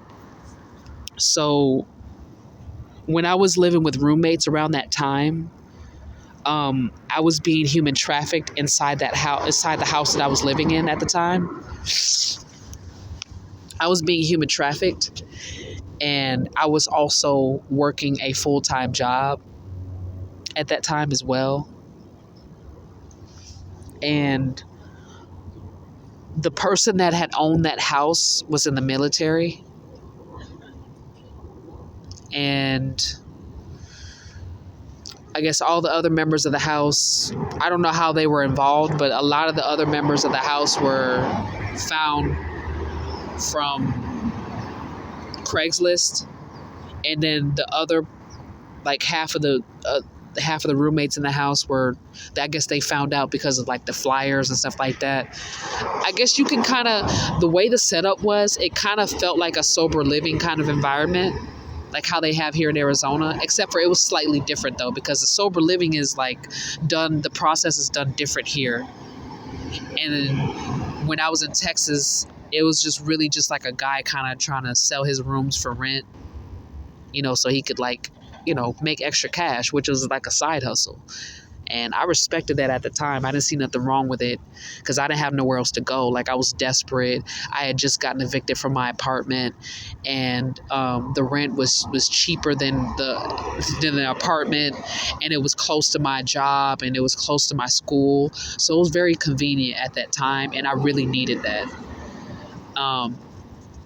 And I was staying there for about half a year, and it didn't really turn. It started out great and it ended very badly, but I was not doing well psychologically because I was being human trafficked and I wasn't being paid.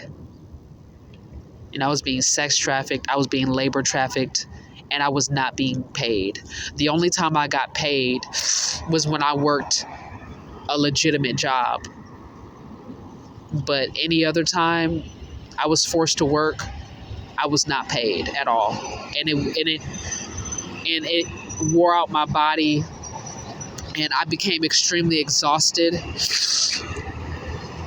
And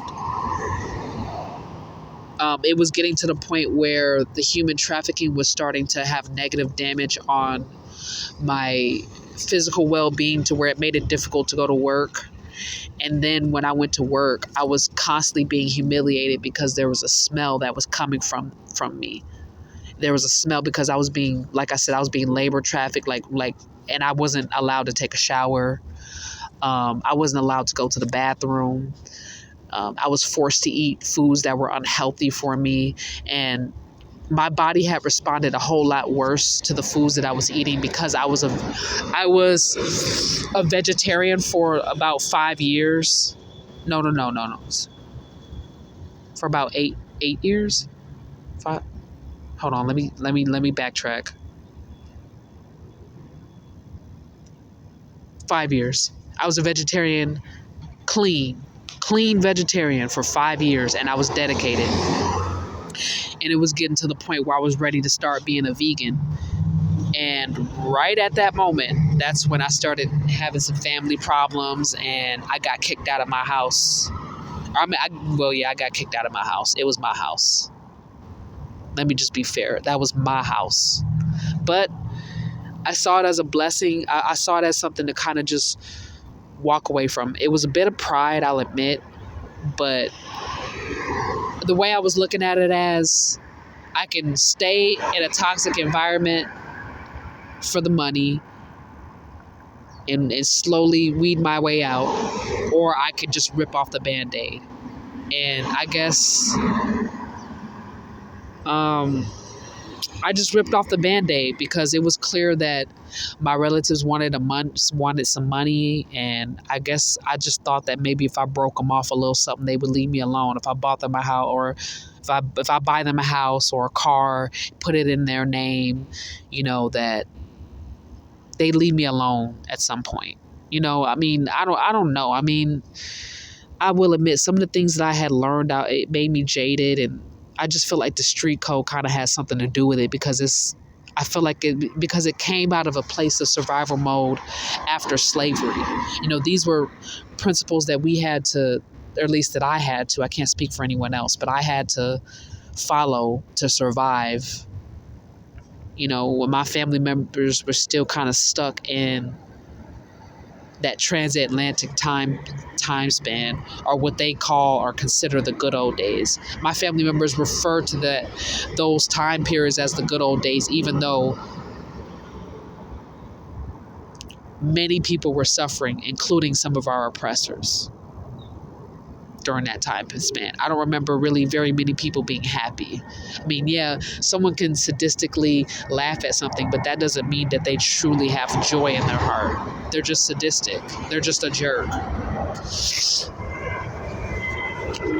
But around that time, I thought that if I had just walked away from the money, if I walked away from it all with my soul intact, that was enough.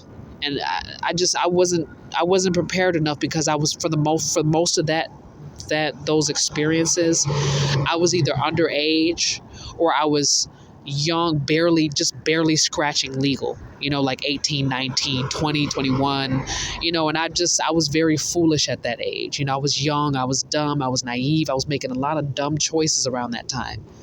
And I thought that the choices that I made at that time were what was better for my future, as opposed to holding on to wealth that I didn't need to hold on to. Like, because I had watched some videos from professionals where they had said, when you're dealing with a narcissist, sometimes you have to leave all that behind. You have to leave your clothes behind. You have to leave your food behind. You have to leave everything behind and leave with the clothes you got on your back. Because it's that sometimes when a narcissist is not prepared to discard you, and the universe has given you that calling that, hey, look, it's time to go. It's time to go. It's time to leave. But the narcissist may not be quite ready to permanently discard you yet. It could be very dangerous, and speaking firsthand from experience, I can relate that it's very dangerous. But I had gotten that calling from a higher power that it was time for me to walk away. I couldn't do anything about their behavior, but from my testimony speaking, I had gotten that call that it was time for me to walk away. And the narcissist in my life didn't really take it too well. I had to leave the money behind. I had to leave. I had to let a higher power handle what I couldn't handle on my own. And one of the instances when I was, about 22 years old, I was living with roommates and stuff. And even though that house was paid for with my money, I had to walk away from my life, because it was either I stay in that house and die or walk away with my life. You understand? The same thing with when I turned 20 years old and I was having some family problems. I know that could have been handled better, but it was one of those situations where I had gotten that calling that it was time for me to leave. It was time for me to leave the environment that I was in. And whatever I'm lucky enough to walk out the house with, that's what I'm going to have to walk out the house with. And if that means I'm going to have to sleep outside, I'm going to have to sleep outside. If that means I got to go, stay with a friend, then that means I got to go stay with a friend. Whatever it is, but it's time for me to leave right now, or else I'm not going to make it out of here alive. And those were it's unfortunate that, me and certain people were not getting along at that time, but with the abuse that I was facing and the direction that it was going, it was clear that some of my relatives were, I'm not saying that they were trying to kill me. There was one member of the family that was trying to kill me, and the others were kind of just complicit, or they were an accomplice. They weren't really the problem. They were just like, I know that this is happening, but I'm not going to warn you. Or I really want to help you. I really want to do something about it, but I was threatened, or my life is in jeopardy, or they threatened my kids, so I can't tell you, type of thing. That as far as some of the people that had been there that were relatives specifically, because all the people that were strangers or that were good friends, when they found out what happened to me, they helped me. It was my relatives that kind of were a bit selfish, you know.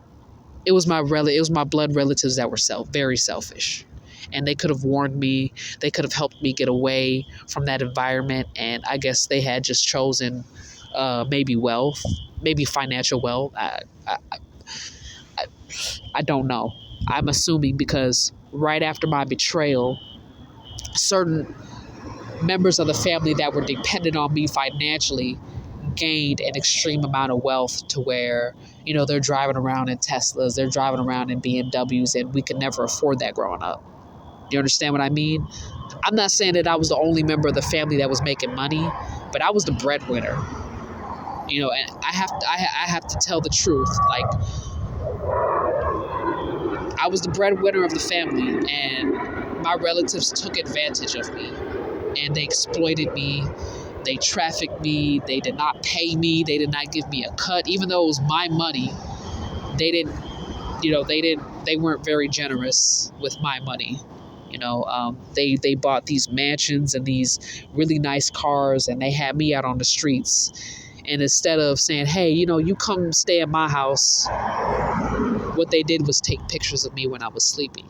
You know, that it's inappropriate. And like I said, it gets to a point where, like, it got to a point for me where, as the victim, I had to hold my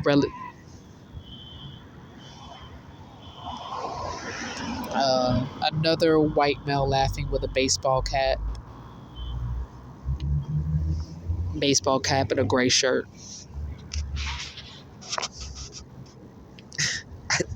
I mean,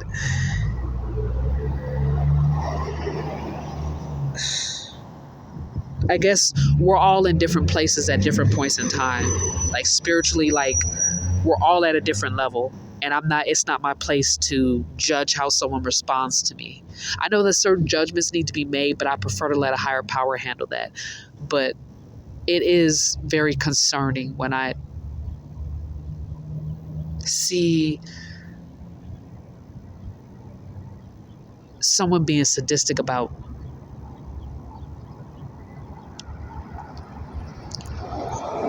a victim of human trafficking. It's very concerning.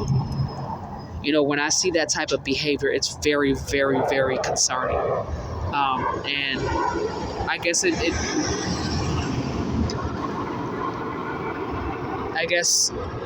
I in some ways feel sympathetic to some of the people who are apathetic because they don't know what it's like to experience the pleasure and the joy of empathy. You know, they don't have that access. I don't know. I mean, they have the ability, but to not have empathy, it's truly saddening, because having empathy, I don't know, it's healing. It's healing to have empathy. It's healing to express empathy towards others and be supportive in their time of need, even if it doesn't benefit you, purely out of empathy, because I don't know, it's like spiritual fulfillment. You know what I mean? I don't have to go through something to understand what that would be like, how that would have an emotional effect on me. But to be so apathetic to where you're sadistic and you're willing to laugh at somebody, I can't relate, and I don't want to. I don't want to be at that level to where I'm suffering and I'm so hurt to where other people's pain makes me feel better. I don't want to be at that low vibration, because I know what it's like. I know what it's like to be at a low vibration, and it sucks. You know, that's where depression is. You know, that's where anxiety is. You know what I mean? That's where poor mental health, you know, poor self-care happens when all that. And I'm experiencing that. So I know how that feels. But to be at a lower vibration to where I will become sadistic, I don't want to be at that point, is what I'm saying. And I have sympathy for those who don't have empathy. They just don't have it. Like, No matter what they do, no matter how many moral principles they have, they don't have the EQ, the emotional capacity to relate to someone, or the emotional maturity to relate to someone who had a traumatic experience, because those are the ones who have no idea what's coming their way. A lot of them don't know that empathy is something that you gain, and sometimes it's through traumatic experience where empathy is gained. Do you understand what I mean? And I don't wish anything wrong on anybody, but if you're at that low vibration, you're attracting traumatic experiences to happen to you because you don't have empathy, versus somebody that has empathy already and they've already had a traumatic experience. Like, honestly, empathy has helped me overcome and forgive those who have harmed me. Empathy. I wouldn't have been able to forgive or let go of the past if it hadn't been for empathy.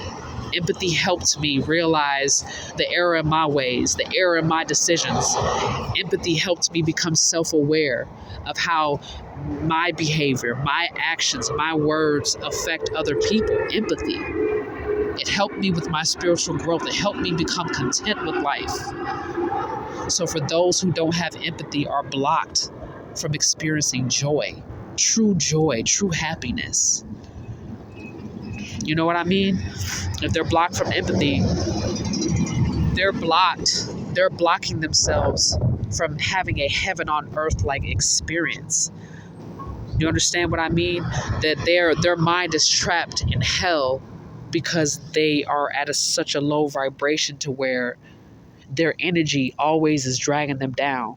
It's always descending, you know what I'm saying, their spirit to the below forces. You understand what I'm saying? So it's like their mind is in hell because they're at a low vibration, which is pulling their soul and their spirit energy to the ground below the surface. You understand what I mean?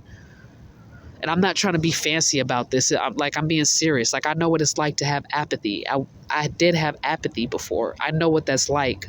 But when I gained a healthy sense of empathy, it helped me release these stories. It helped me release the pain. It helped me find whatever bravery that the universe installed in me that I didn't believe I had, to tell my story, to tell my testimony, and to take it seriously. You understand? Like, I know that when I've tried to be humble and mature and express myself and tell my story in a respectful, humble way, it's pissed some people off royally to where they attacked me, you know. And it wasn't just humility that calmed me down. It was empathy, understanding why they were angry, you know, finding out the truth behind why people mistreat me the way they do, and having the emotional maturity to be more understanding and less judgmental. Because I mean, I'm going to be honest, there's times where I personally struggle with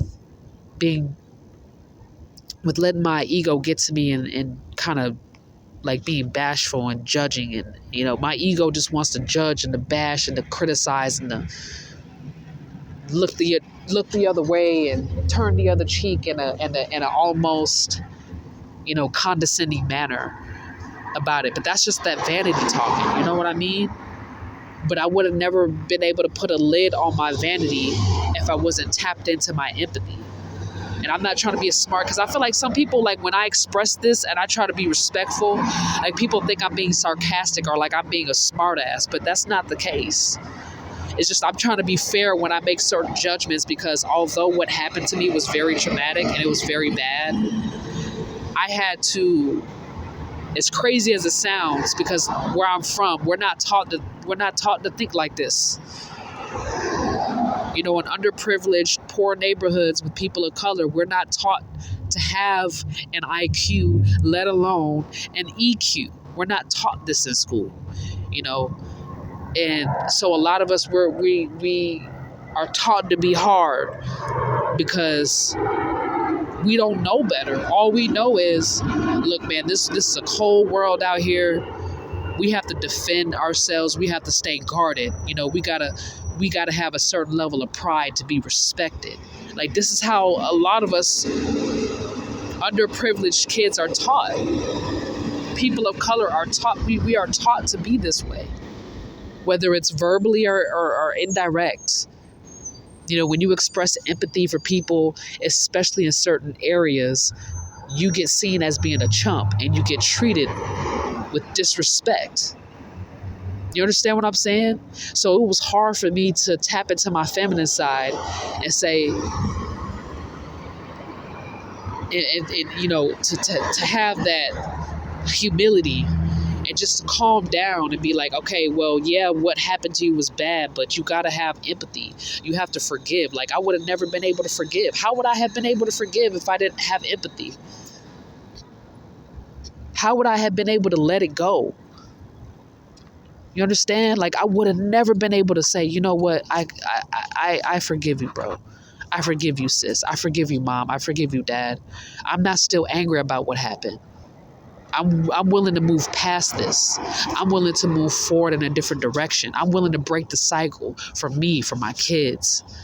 You know what I mean? I would have never been humble enough to tap into that energy if I didn't have empathy. Compassion wasn't enough for me at that time, because compassion was enough for me to help someone in need, but it wasn't enough for me to forgive those who did me dirty. Like, I needed that empathy, you know? And I mean,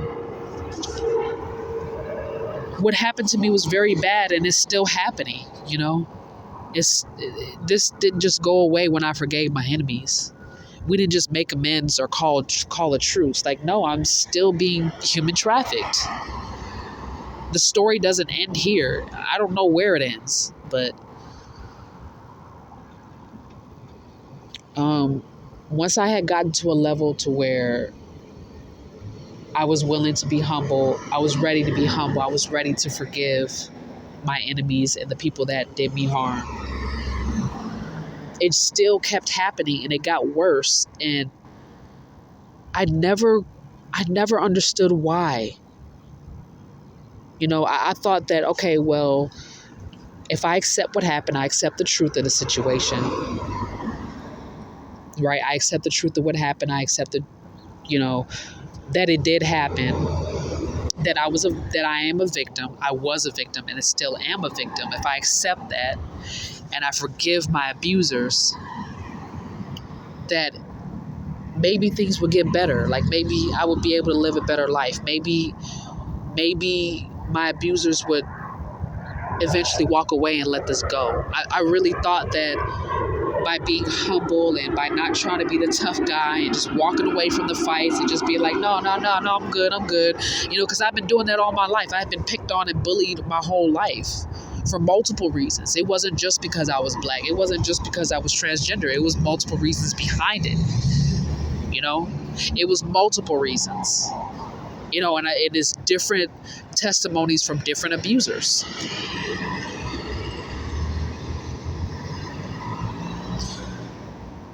But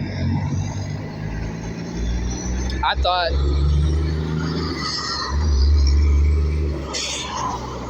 that if I did the right thing and by forgiving them, I didn't ever think that I would have to tell my story public. I never thought it would have got to that point. I've been quiet all these years. I thought that me being quiet and not saying nothing, that, you know, it was all going to go away. You know what I mean? That they were going to leave me alone, and that the past was the past. We all make mistakes. Kumbaya eventually, or, you know, we all go on our separate ways depending on how bad the abuse was. I thought that if I stayed quiet, that it would all go away. It didn't at all. It got worse. So then I was strongly advised by a higher power to tell my story. Hence, that's what I'm doing now.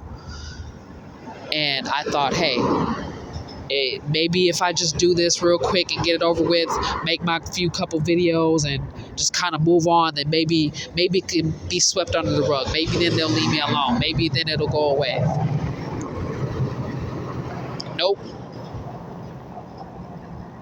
Because even when I was quiet, I was being falsely accused of snitching. When I was quiet all them years and I didn't say nothing, I was being falsely accused of being a snitch, and I was being treated as a snitch, even though I didn't say anything. Do you understand? So they were so paranoid that they weren't willing to fact check or look into the situation to see if I had actually snitched. They had just gone along with some corrupt cop's statements, when none of that was true. And they found out after they had inflicted all that damage that I didn't say anything. So that's number one. Me staying silent didn't do anything for me, because they still attacked me as if I had snitched, even though I didn't. And it was proof that I had not snitched. Number two, probably most important, a higher power guided me and protected me and advised me to tell my story and to be honest to the best of my ability. And that's what I'm doing now.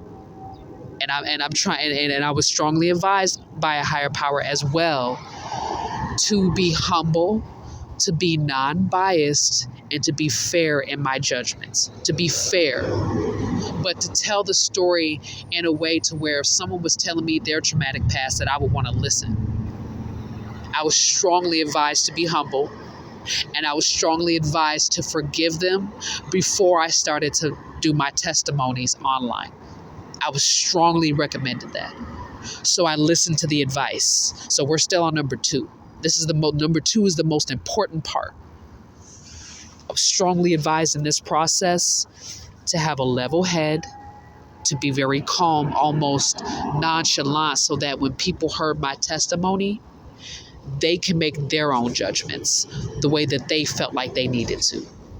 They can respond out of their own free will instead of being pressured or coerced into doing what I want. The people have to make their mind up on their own what they want to do, if they even want to help at all. Okay, so I was very strongly advised to do that. I was very strongly advised in this process that because I am being put in a position to where I'm unfortunately being forced to air out my abusers. Yes, because even though it doesn't fall under the category of snitching, some people call it dry snitching. I think this is just being done by, people who don't want to be exposed and that are not accountable for their actions. But, to each his own. But I had to air my enemies out because despite my silence for all these years, they continued to harass me and their behavior was getting worse and my life was in jeopardy. My life was in jeopardy the entire time. So I was strongly advised to tell my story publicly so that the community can get a hold of this information and show support if they want to, if they so choose to. Now we're on number three. We're on number three now. So I was like, okay, well, if I just tell my story, I tell my testimony, I say what I know, I'm honest, I'm humble, I'm fair, I don't judge anyone, I try to be fair. I do that, it'll all go away. Maybe the justice system will get involved and handle this for me, and I don't have to cooperate. I don't have to do all this and that. I ain't got to do all this and that. I ain't got to do nothing. All I got to do is just tell my story, and it'll all be over and done with. That's what I thought. But I realized that so far, there has been no end to this story. I'm thinking I told everything I know. And then, like I said, the more I tell my testimony, the more I tell my story, I start to feel the healing process. The healing. This is the healing process that's dangerous for a victim, But it's like, you got to go through it though. This is the only way you can get to freedom.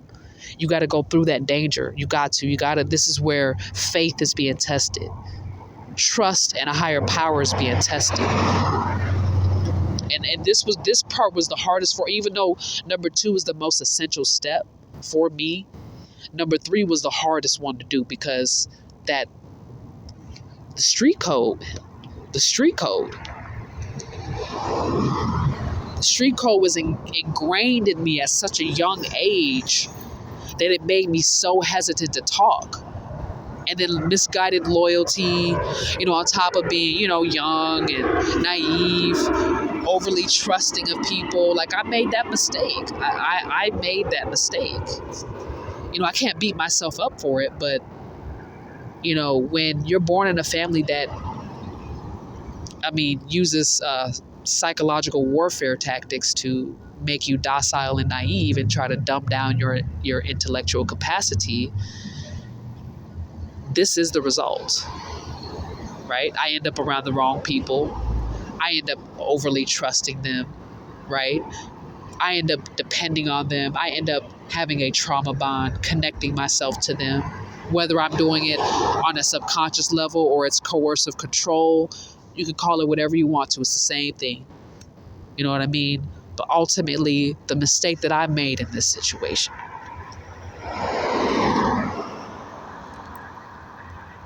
was that I sometimes let vanity get the better of me, and I said some things that I wasn't proud of, and I've responded in ways where I probably could have handled it better, but it was reactive abuse, and that reactive abuse from my own story was coming from a place of a necessary evil. It was necessary vanity. I needed that level of vanity to demand respect from my abusers.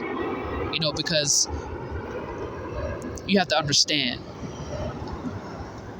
I was assaulted as a minor, as a young child, as a baby. And these people saw fit to make fun of publicly the fact that I was sexually assaulted so severely to where I actually ended up catching an STD at the age of 4. And my abusers were blaming me as a child for my sexually transmitted infection when I wasn't responsible for it, nor was I the one who caused it. And they were disrespecting me like I caused it. Like they would say, and excuse my language, y'all, trigger warning, but they would say things like, and this is while I was 4 or 5, really young, 8, 10, 7, you need to go wash your ass. You need to go clean your pussy. Go wash your ass. Go clean your damn pussy. And they were talking to me like this from the age of like 3 till about 10 years old. They still talk to me like that. But imagine being, 4 years old, 3 years old, and your first memories are you being sexually assaulted by people that you're supposed to trust, right? These were people that I trusted as a child because I was psychologically trained to trust them. And they violated me. They violated my innocence, my body, my hygiene, my health. And their response was, go get your ass in the shower and wash your fucking pussy. You bald head bitch. You skank. You out here moving fast. You being fast. Your fast tail ass. Is you pregnant? Bitch, you think you out here grown, bitch. Is you pregnant? Now, that may have just had a tick. But like I said, I just wanted to give you guys a trigger warning because these are ways in which my relatives spoke to me at such a tender age of about 3 years old, leading all the way up to my late 20s. And, like I said, they would just say these horrible things. They would do these horrible things to me. And they would blame me as if it was my fault for it happening. And it's clear that I was being a scapegoat, this is the dynamic that I have to face every single day of my life because I guess a trauma bond, gang stalking, white supremacy. Yeah, it's many reasons why I'm going through this, but it's definitely clear as day that I'm the scapegoat. It's clear as day that I'm being bullied, and it's clear as day that the people who are bullying me participated in the sexual assault. I mean, because what other, transphobia, right? But most of the people who are verbally slandering me in public participated, and they're responsible for my poor health. They're responsible for why I'm financially destitute, and I'll get into that in a minute.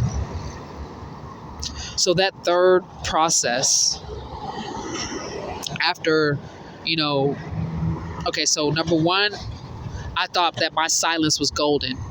Number two, I thought that my sound was silver. And then number three, I don't think I mentioned the third step and what the higher power advised me do. But we're at number three. We're at the beginning, the introduction to number three. The number three was I was strongly advised to use whatever resources that I could to self-help, whether it was to get a restraining order or a protective order, whether it was to press charges, whether it was to take them to court. I was recommended to use whatever local resources that I could to get the help that I needed in order to initiate the introduction to me getting karmic justice. I was strongly advised to reach out to community, reach out to resources to get help. I was strongly recommended. And I was very hesitant because I was like, well, first of all, I just aired out my relatives that I grew up with, the only people that I ever really knew.